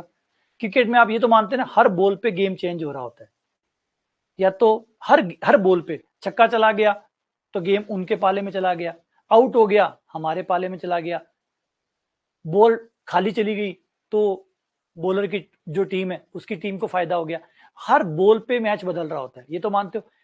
हर बॉल पे मैच, समझो पहले इसको, अगर आप लोगों को ऐसा नहीं समझ में आता, गणित नहीं समझ में आती है, बार गणित को दूर कर लेते हैं और उसकी एग्जांपल ले लेते हैं जो आपके रोजमर्रा का रहता है। क्रिकेट तो खेलते होंगे, नहीं खेलते होंगे तो देखते तो होंगे। इतना तो समझ में आता है कि हर बॉल गेम को बदल रही है, हर बॉल पे गेम चेंज हो रहा है, छक्का लग रहा है तो भी चेंज हो रहा है, उसकी साइड मैच जा रहा है, जो बैटिंग टीम है उसकी साइड में मैच चला गया, आउट हो गया बॉलिंग साइड में मैच चला गया, बॉल खाली चली गई बैटिंग साइड में, बॉलिंग साइड को फायदा हो गया। तो हर बॉल पर मैच बदल रहा होता है, मैच इधर जा रहा था।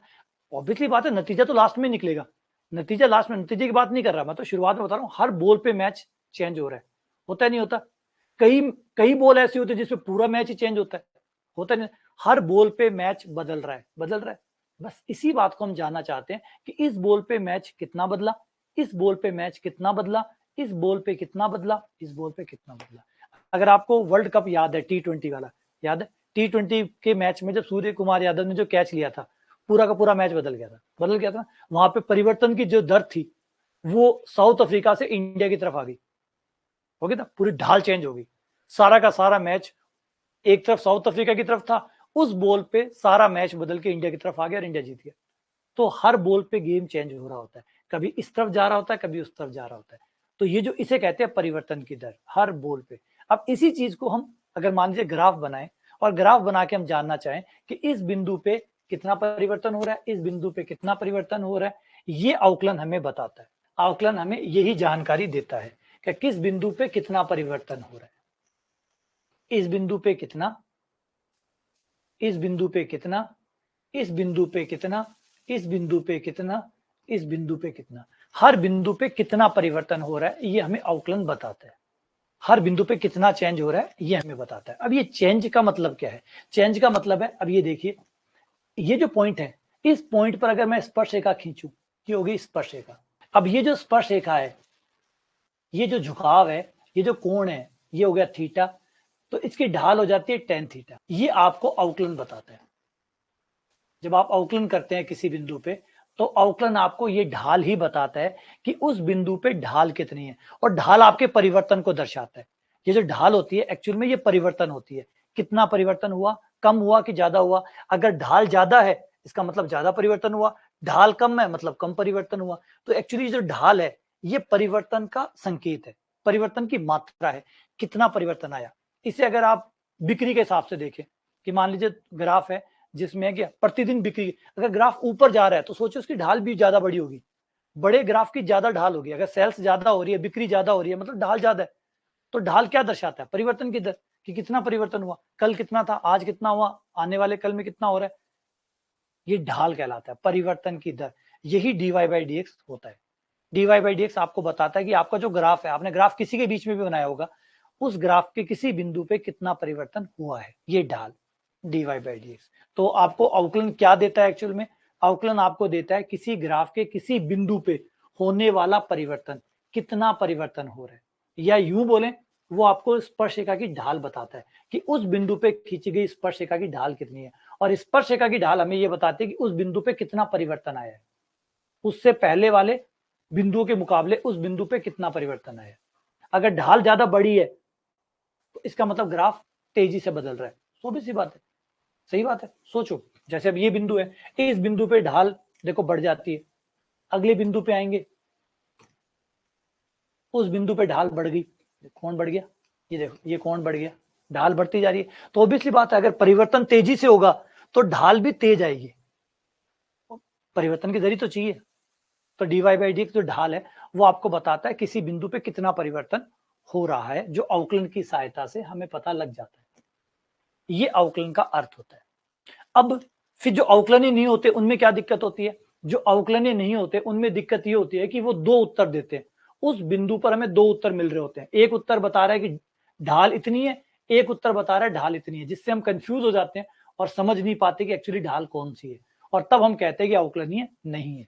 जैसे अभी हमने ग्राफ बनाया था और उसका लिमिट निकाली थी, अवकलन का मान नहीं आ रहा था, मोड वाला ग्राफ, y बराबर मोड x। इस ग्राफ को देखो, इस ग्राफ में क्या दिक्कत थी, क्यों ये जीरो पे अवकलनीय नहीं आया? जीरो पे इसलिए अवकलनीय नहीं आया, अब इसे ध्यान से देखो कि जीरो पे क्या दिक्कत है, इसको जीरो पे ये क्या दिक्कत दे रहा है, क्यों नहीं जीरो पे अवकलनीय है। जीरो पे जब आप देखेंगे तो ये आपको बताएगा कि दो ढाले बता रहा है, जीरो पे दो ढाले दे रहा है आपको, ये जीरो है, जीरो पे आपको दो ढाल बता रहा है, एक ढाल इधर से बता रहा है, ये देखो कह रहा है ढाल इतनी होगी। इस साइड से राइट साइड से देखें तो ढाल ये बता रहा है कि ढाल इतनी होगी। अब बताओ किसको सही माने, किसको सही माने? एक ही बिंदु पे दो ढाले दे रहे, तो किसको अवकलन का मान माने, इसको माने या इसको माने? ये प्रॉब्लम आ रही थी। वो जो भी आ रहा था +1 -1 आ रहा था, वो ये आ रहा था कि इस साइड से जब ढाल निकाल रहे थे तो -1 आ रही थी, लेफ्ट हैंड साइड वाली ढाल -1 आ रही थी, राइट हैंड साइड वाली +1 आ रही थी। इस वजह से कंफ्यूज हो गए कि किसको ढाल माने। परिवर्तन की दर तो एक ही है, दो थोड़ी होती है, तो किसको सही माने, इधर वाले को कि इधर वाले को? इसलिए हमने मना कर दिया, दोनों ही गलत है, दोनों ही गलत है। समझ आई? ये दिक्कत आई। अब आ जाते हैं महत्तम पूर्णांक फलन, उसमें क्या दिक्कत आई? महत्तम पूर्णांक फलन जो हमने लिया उसमें क्या प्रॉब्लम थी, जिसे फ्लोर फंक्शन कहते हैं,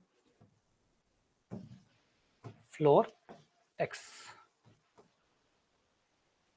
इस फंक्शन में क्या दिक्कत है, इस फंक्शन में ये दिक्कत है, बाकी सब जगह सही है, ज्यादा कोई दिक्कत है नहीं। जैसे आप किसी पूर्णांक पे आते हैं, पूर्णांक पे आने के बाद क्या होता है, गौर करिए, ये पॉइंट है, सपोज कीजिए 1 पे चेक कर रहा हूं, 1 पे आया, 1 पे राइट साइड वाली तो आ रही है, देखो आगे, लेफ्ट साइड में तो ग्राफ ही नहीं है, लेफ्ट साइड की ढाल कहां से निकालूंगा, लेफ्ट साइड में तो ग्राफ ही नहीं है, राइट साइड में तो ढाल आ गई, जीरो आ गई, आगे जीरो ही आ रही थी, याद करिए, राइट साइड में ढाल जीरो आ रही थी, लेफ्ट साइड में कोई ढाल नहीं आ रही, लेफ्ट साइड में ग्राफ ही नहीं है, इसीलिए लेफ्ट साइड की कोई जो अवकलन था, जो बायां अवकलज था, वो आ ही नहीं रहा था, सिर्फ दायां अवकलज आ रहा था, क्योंकि दायां अवकलज है हर बिंदु पे, हर पूर्णांक पे आपको यही मिलेगा, किसी भी पूर्णांक पे जाकर चेक करोगे तो आपका राइट डेरिवेटिव तो आएगा, लेफ्ट डेरिवेटिव होगा ही नहीं, लेफ्ट में कोई ग्राफ ही नहीं है, नीचे है ग्राफ, हाँ तो कोई ग्राफ ही नहीं है, ऐसे ही हर बिंदु पे ऐसा आ रहा है, देखो हर पूर्णांक पे यही हो रहा है, राइट आएगा, लेफ्ट आएगा ही नहीं, तो सिर्फ दायां अवकलज आता है, बायां अवकलज आता ही नहीं है, और हमारा नियम सख्त है, दोनों अवकलज होंगे तो ही अवकलन मानेंगे, वरना नहीं मानेंगे, ये दिक्कत होगी। लेकिन पता है, अगर आप पूर्णांकों की छोड़ दे, अगर आप पूर्णांकों की जिद छोड़ दे कि पूर्णांक नहीं चाहिए, पूर्णांकों पे चेक नहीं करूंगा, फिर अवकलन ही है, उसके बाद ही अवकलन ही है, देखो पूर्णांक को छोड़ के कोई और नंबर बोलो, बोले 1.2 या 0.5, 0.5 ये रहा, ये देखो अब कोई दिक्कत नहीं है, 0.5 के इधर इधर दोनों तरफ है, एक ही ढाल है, एक ही लाइन बन रही है, एक ही लाइन बन रही है दोनों तरफ, अगर आप पूर्णांकों पे चेक ना करें तो ये फिर कोई दिक्कत नहीं है, फिर इसकी ढाल आएगी, इसका अवकलन आएगा, जीरो आएगा, लेफ्ट और राइट चाहे फिर कोई सा निकाल लो वो आएगा, जैसे लिमिट निकालते थे, याद करो, लिमिट के साथ भी यही दिक्कत थी, पूर्णांकों पे लिमिट ही विद्यमान नहीं थी, लिमिट ही विद्यमान नहीं थी, तो फल यहाँ पे अवकलन भी विद्यमान नहीं है। लेकिन अगर आप उसको छोड़ दे, पूर्णांकों को छोड़ दे, उसके अलावा कहीं भी चेक करें कोई प्रॉब्लम नहीं, बाकी सब जगह सेफ है। तो महत्तम पूर्णांक फलन पूर्णांकों पर अवकलनीय नहीं होता,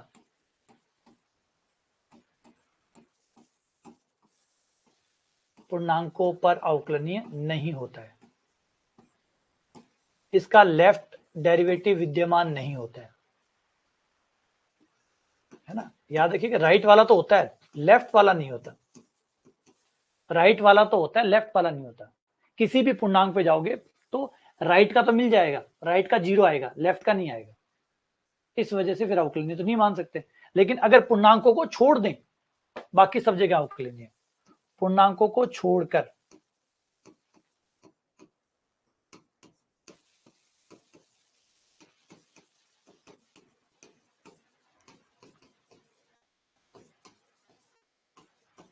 सभी बिंदुओं पर अवकलनीय,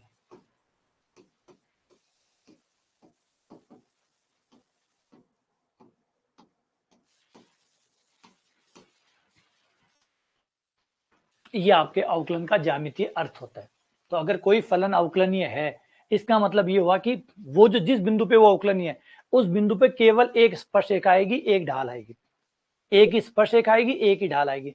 अगर कोई कहता है कि अवकलनीय नहीं है किसी बिंदु पे, इसका मतलब या तो उस बिंदु पे लेफ्ट साइड वाली स्पर्शरेखा नहीं आ रही है, या राइट वाली नहीं आ रही है, या दोनों आ रही है परंतु अलग अलग आ रही है, ये निकला ना मतलब। अगर मैं कहता हूं कि कोई फलन एफ एक्स बराबर ए पर अवकलनीय है, इस बात का क्या मतलब निकला, अगर कोई फलन एफ एक्स बराबर ए पर अवकलनीय है, तो उसका चित्र के हिसाब से क्या मतलब निकला, तो चित्र के हिसाब से ये मतलब निकला, ध्यान से एक एक शब्दों पे गौर करिएगा, चित्र के हिसाब से ये मतलब निकला कि जो x बराबर ए पॉइंट ग्राफ में जहां पे भी है, वहां पर लेफ्ट साइड वाली स्पर्शरेखा, राइट साइड वाली स्पर्शरेखा दोनों आ रही है और सेम आ रही है, जिससे एक ही ढाल बन रही है, दो ढालें नहीं बन रही। पहले तो दोनों स्पर्शरेखाएं आ रही है और दोनों एक ही आ रही है, ताकि ढाल एक आए। अगर अवकलनीय नहीं है तो फिर इसका क्या मतलब निकला, अवकलनीय नहीं होने का यह मतलब निकला कि या तो लेफ्ट साइड वाली स्पर्शरेखा नहीं है, या राइट साइड वाली नहीं है, या फिर दोनों है परंतु अलग अलग है, ये निकला अवकलनीय नहीं होने का। बात समझ में कि ग्राफ के अंदर कोई फलन अवकलनीय है तो उस पर क्या होगा, और अवकलनीय नहीं है तो क्या होगा। क्लियर है ये बात। इससे हमें क्या शिक्षा मिलती है कि अगर अवकलनीय है तो उस बिंदु पे ठीक एक स्पर्श रेखा आएगी, चाहे लेफ्ट वाली निकालो चाहे राइट वाली निकालोगे, आएगी एक ही। और अवकलनीय नहीं है तो या तो लेफ्ट स्पर्श रेखा नहीं आएगी या राइट नहीं आएगी, और या फिर दोनों आएंगी तो अलग अलग आएंगी। ठीक है, तो इन ग्राफों से हमने ये नतीजा निकाल लिया। जैसे ये ग्राफ था, इस ग्राफ में दोनों ही इस ग्राफ में अलग अलग दो स्पर्श रेखाएं आ रही थी। इस ग्राफ में पूर्णांकों पे स्पर्श रेखा ही नहीं आ रही थी, एक साइड की स्पर्श रेखा नहीं आ रही थी, एक साइड की आ रही थी। अब इसका ज्यामितीय अर्थ हम यहाँ पे लिख देते हैं। अगर कोई फलन अवकलनीय है तो इसका क्या अर्थ है, और अवकलनीय नहीं है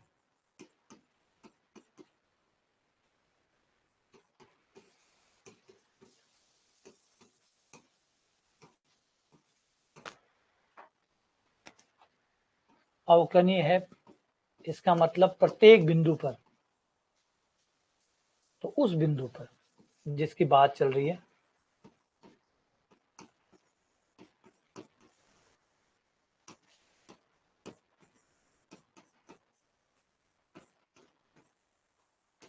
बाईं और दाईं दोनों स्पर्श रेखा एक समान आएगी।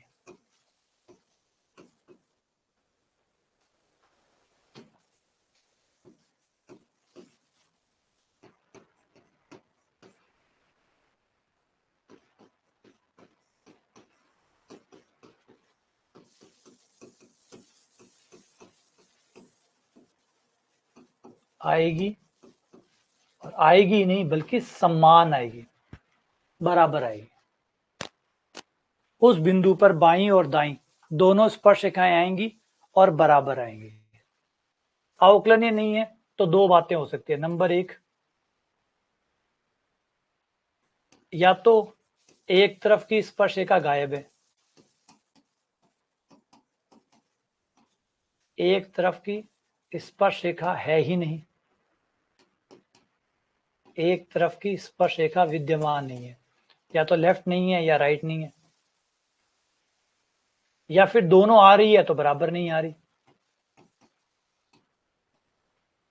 जैसे महत्तम पूर्णांक फलन में होता है, एग्जाम्पल के लिए महत्तम पूर्णांक फलन में एक साइड की आती है और एक साइड की नहीं आती।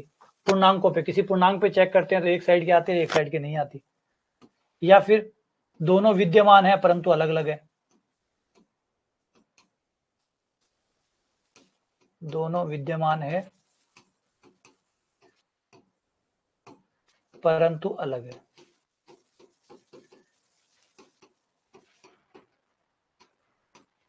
लेफ्ट अलग है, राइट अलग है, ये कारण है। क्लियर बात? डन। दोनों विद्यमान है परंतु अलग अलग है। ये आपको मोड एक्स वाले ग्राफ में देखने को मिला कि दोनों ही विद्यमान, दोनों ही विद्यमान थी परंतु अलग अलग थी। ये ज्योमेट्रिकल मीनिंग, ग्राफिकल मीनिंग है, सेंस है। अब जो भी ग्राफ आपके अवकलनीय है, जो भी अवकलनीय है उसके आप किसी भी बिंदु पे जाके स्पर्श रेखा खींचो, दोनों साइड से एक ही आएगी, दोनों साइड से एक ही स्पर्श रेखा आएगी। जितने भी ग्राफ हमारे अवकलनीय हैं, जितने भी ग्राफ हमारे अवकलनीय हैं, उन सारे ग्राफों में, जैसे e की पावर x को ले लो, साइन x को ले लो, कॉस x को ले लो, टेन x को ले लो, कोई भी ग्राफ ले लो जो अवकलनीय है, e की पावर x अवकलनीय है, इस ग्राफ के किसी भी बिंदु पे जाओ, ठीक एक स्पर्शिका आएगी, ठीक एक। ऐसा नहीं कि लेफ्ट साइड से अलग आ रही है, राइट से अलग आ रही है, या आ ही नहीं रही, हमेशा तो आएगी और दोनों साइड से एक आएगी, हमेशा आएगी और दोनों साइड से एक आएगी, हमेशा आएगी और दोनों साइड से एक ही आएगी। कोई भी बिंदु पकड़िए, कोई भी बिंदु, और उस पे स्पर्श रेखा खींचिए, देखिए क्या होता है। दोनों साइड से एक ही स्पर्श रेखा आती है, दोनों साइड। ऐसा नहीं कि लेफ्ट साइड से अलग आ रही है, राइट साइड से अलग आ रही है, हर साइड से ठीक एक स्पर्श रेखा आती है। किसी भी बिंदु पे जाइए, किसी भी बिंदु पे, ऐसा नहीं कि ये ले लिया या ये ले लिया, हर बिंदु पे ठीक एक स्पर्श रेखा आएगी, लेफ्ट से भी वही आएगी, राइट से भी वही आएगी, और हर बिंदु पे आएगी। ठीक है ना?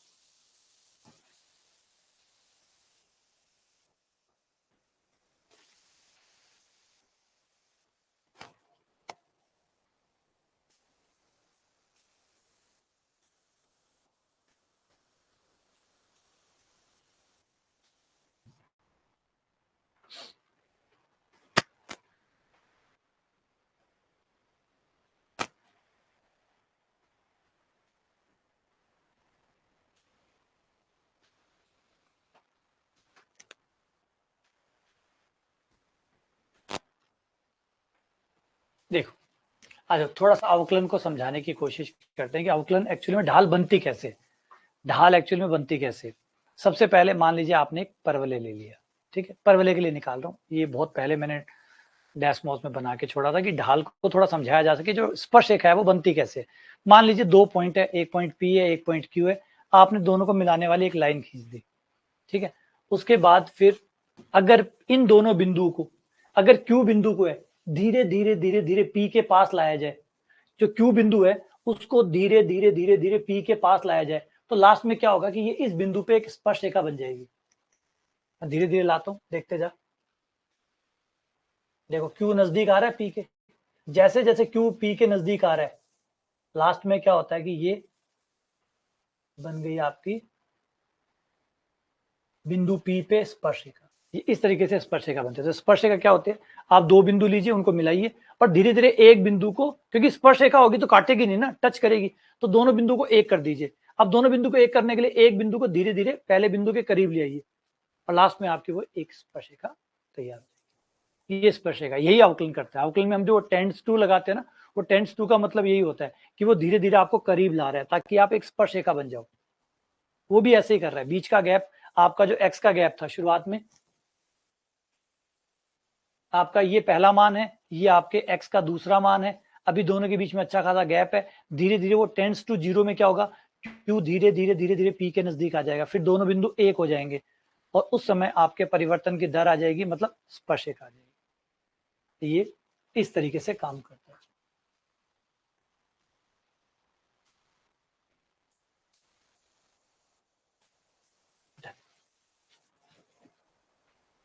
ठीक है,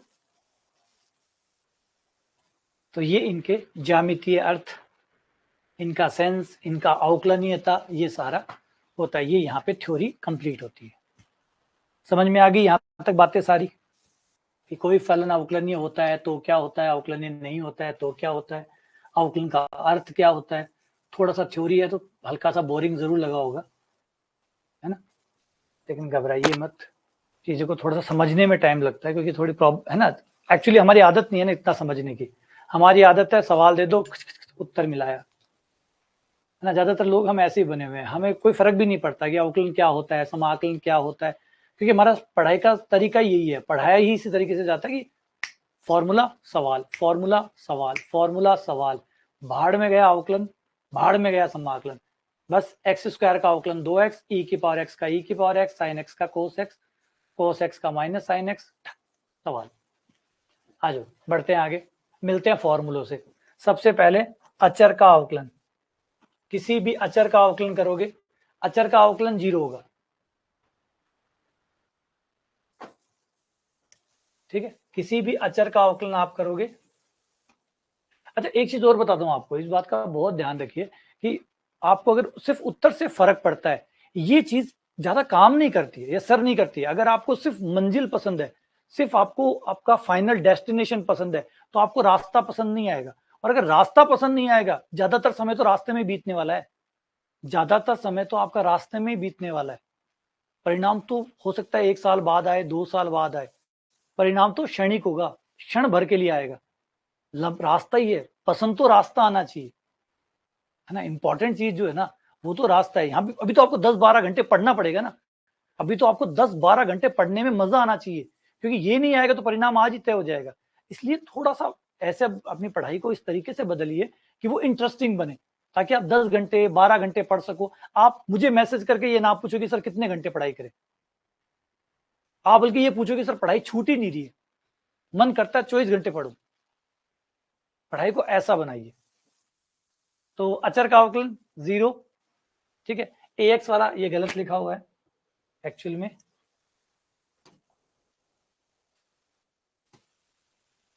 कहना क्या चाहते हैं, शायद ये ए का ही कहना चाहता होगा कि ए का अवकलन जो कि एक्स पे डिपेंड नहीं करता, जो भी चीज एक्स पे डिपेंड नहीं करती है, तो इसका मतलब एक्स के बदलने से वो नहीं बदलेगा, एक्स का कोई प्रभाव उस पर नहीं पड़ेगा, तो वो 0 हो जाएगा। एक्स की पावर एन का एन आगे आ गया, एक्स की पावर एन माइनस 1 हो गया, ई की पावर एक्स का ई की पावर एक्स हो गया, ए की पावर एक्स का ए की पावर एक्स लोगे आ गया। ज्यादातर फॉर्मूले आपको याद है, कुछ बीच में छोटे छोटे फॉर्मूले बहुत जरूरी है, जैसे लोग आधार में ई है, ये आपको याद है। अब ये एक आपको याद करना है, अगर आधार में ई ना हो तो फिर क्या होगा, ये थोड़ा स्पेशल है, इसको याद करना है आपको। अगर आधार में ई ना हो तो फिर अवकलन कैसा होगा, अगर आधार में ए हो, आधार में ए हो मतलब जैसे अगर लोग आधार में ई है और आपसे अवकलन पूछे कि ई है बताओ अवकलन कितना होगा, तो ऑब्वियसली बात है 1/x हो जाएगा। लेकिन आधार में अगर ई ना होके कोई और हो, 2 हो, 3 हो, 5 हो, तब क्या होगा, जैसे 2 आ जाए, अब अवकलन क्या होगा, तो अवकलन वैसा का वैसा आएगा 1/x log e2, ये याद है। हाँ बस वो साथ में आपका log a आ जाएगा, तो लास्ट में log a आ जाएगा, इस रिजल्ट को याद रखिए, ठीक है। ये जो आप करते आ रहे हैं ना 1/x, ये गलत नहीं है, लेकिन इसकी सीमाएं हैं कि ई log e जब होता है तब 1/x होता है, ना कि सबके लिए। अगर कोई और आ जाए तो फिर आपको ध्यान रखना है कि ये आए, ठीक है। बाकी तो ये बेसिक है, ये तो आपको याद ही होंगे, ये एक नया है, ऐड कर लो। ऐसे ही यहाँ पे आएंगे, ये तो सारे बेसिक है, सबके सभी याद होंगे। साइन का कॉस होता है, कॉस का माइनस साइन होता है, टेन का सेक स्क्वायर होता है, कोट का माइनस कोसेक स्क्वायर होता है, सेक का sec x into tan x होता है, और कोसेक एक्स का minus cosec x into cot x, ठीक है। ये तो सारे 6 के 6 त्रिकोणमिति वाले हो गए, सारे याद है। इसके बाद में आगे आ जाए प्रतिलोम त्रिकोणमिति वाले, साइन इनवर्स का 1/√1 minus x square, cos inverse का -1/√1 minus x square, tan inverse का 1/1 plus x square, cot inverse का -1/1 plus x square, sec inverse का 1/x√1 minus x square minus 1, और कोसेक इनवर्स का -1/x√x स्क्वायर माइनस। तो ये हो गया आपके प्रतिलोम त्रिकोणमिति के, त्रिकोणमिति और प्रतिलोम त्रिकोणमिति की, ये तो मोस्टली आपको याद ही होंगे। अब आ जाते हैं जो हमें याद नहीं है कई, वो है हाइपरबोलिक वाले। हाइपरबोलिक वाले याद कर लो, ये कम याद होंगे, है ना, क्योंकि किताबों में भी ये नहीं मिलते। हाइपरबोलिक वाले, साइन हाइपरबोलिक का कॉस हाइपरबोलिक, कॉस हाइपरबोलिक का साइन हाइपरबोलिक, माइनस नहीं आता प्लस आता है, साइन हाइपरबोलिक का कॉस हाइपरबोलिक, कॉस हाइपरबोलिक का प्लस साइन हाइपरबोलिक, माइनस नहीं आता इनमें माइनस नहीं आता। साइन हाइपरबोलिक का कॉस हाइपरबोलिक, कॉस हाइपरबोलिक का साइन हाइपरबोलिक, टेन हाइपरबोलिक का सेक हाइपरबोलिक स्क्वायर एक्स, ये वैसे ही टेन के जैसे था, टेन का सेक स्क्वायर होता था, यहाँ पे भी वही है। कोट का माइनस कोसेक स्क्वायर हाइपरबोलिक, ये भी वही है, ये भी सेम है। देखो छोटे छोटे अंतर आएंगे, थोड़े थोड़े अंतर आएंगे, कहीं पे दोनों एकदम सेम होंगे, कहीं एकदम अंतर होंगे। देखो जैसे यहाँ है, यहाँ अंतर है, कॉस का होता है माइनस का साइन, लेकिन हाइपरबोलिक में होता है कॉस हाइपरबोलिक का प्लस साइन हाइपरबोलिक, माइनस नहीं होता। ये मैच कर रहा है बिल्कुल, टेन का सेक स्क्वायर होता था, टेन हाइपरबोलिक का सेक हाइपरबोलिक स्क्वायर हो रहा है। कोट का माइनस कोसेक, यहाँ मैच कर गया, यहाँ मिस मैच हो गया, यहां जाके मिसमैच हो गया। तो अब ये थोड़े प्रॉब्लम क्रिएट करते हैं, कहीं जगह मैच कर जाते हैं, कई जगह मिसमैच कर जाते हैं। अब ये याद कैसे रहे कि कहाँ मैच कर रहा है, कहाँ मिसमैच कर रहा है। यहाँ देखो मिसमैच कर गया। सेक का क्या होता है, sec x tan x plus होता है, ये माइनस, आगे उल्टा, यहां वापस मैच कर गया। कोसेक का minus cosec x cot x, match कर गया। यहां मिसमैच कर गया, यहां मिसमैच कर गया, बाकी सब जगह मैच कर गया। तो ये कहीं मिसमैच करते हैं, कहीं मैच करते हैं, इसके थोड़े से प्रॉब्लमेटिक हो जाते हैं, है ना। देखो दो जगह मिसमैच हो रहे हैं, बाकी तो सब जगह ठीक है, दो जगह मिसमैच हो रहे हैं, चार जगह मैच हो रहे हैं, दो जगह मिसमैच हो रहे हैं। एक तो यहां मिसमैच हो रहे हैं, खाली माइनस प्लस ही मिसमैच हो रहे हैं, बाकी तो सब ठीक है। ये देखो ये दो जगह मिसमैचिंग है, चार जगह मैच कर रहे हैं। साइन का कॉस होता है, साइन हाइपरबोलिक का भी कॉस हाइपरबोलिक हो रहा है। कोट का माइनस कोसेक स्क्वायर होता है, तो कोट हाइपरबोलिक का माइनस कोसेक, बिल्कुल वही आ रहा है। टेन का सेक स्क्वायर होता है, टेन का सेक स्क्वायर आ रहा है। कोसेक का माइनस कोसेक कोट होता है, माइनस कोसेक कोट हो रहा है। तो चार पे तो आपको बिल्कुल ऐसा लग रहा है कि जैसे साइन साइन और साइन हाइपरबोलिक एक ही है, कॉस कोस हाइपरबोलिक एक जैसे ही काम कर रहे हैं। दो जगह ऐसे आती है जहां पे माइनस का अंतर आ रहा है, ये अंतर को बनाए रखना है, सिमिलैरिटी को भी जमाए रखना है। हाँ तो बस दो ही जगह मिसमैच है, कॉस का और सेक का। तो थोड़ा याद रख सकते हो कि कॉस और सेक, जैसे कॉस में माइनस का फर्क नहीं पड़ता ना, अपने दिमाग में कोई चित्र बना लो, भी कॉस और सेक है, इन पे माइनस का फर्क नहीं पड़ता, बाकी सब पे पड़ता है। तो ये बाकी चार तो बिना जिन पे माइनस का फर्क पड़ता है, ये तो हमारी त्रिकोणमिति की तरह काम करते हैं। और ये दो लोग हैं, इनमें अपोजिट चलता है, कॉस में और सेक में, इनमें दो में मिसमैच है, चार सेम है। अच्छी बात यह है कि आपको इतना तो बस प्लस माइनस का चिन्ह ही याद करना पड़ेगा, बाकी तो अवकलन तो वही आ रहा है ना, खाली ये प्लस माइनस का ही तो झंझट है। बाकी ये तो नहीं कि अवकलन चेंज हो गया, वो तो वही है। ये है इनके इनवर्स वाले, ये शायद हो सकता है पहली बार आप लोग देख रहे हो। ये इनके जैसे साइन इनवर्स के होते हैं ना, वैसे sine hyperbolic inverse, cos hyperbolic inverse, tan hyperbolic inverse, cot hyperbolic inverse, sec hyperbolic और कॉसेक हाइपरबोलिक इनवर्स।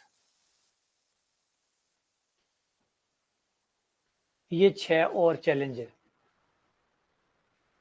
आते तो ये बहुत कम है, कभी रेयर केस में ही काम आएंगे, लेकिन फिर भी याद तो कि पेपर वाला भी तो वही ढूंढता रहता है ना, पेपर वाला भी तो वो ढूंढता रहता है कि क्या नहीं पता हमें,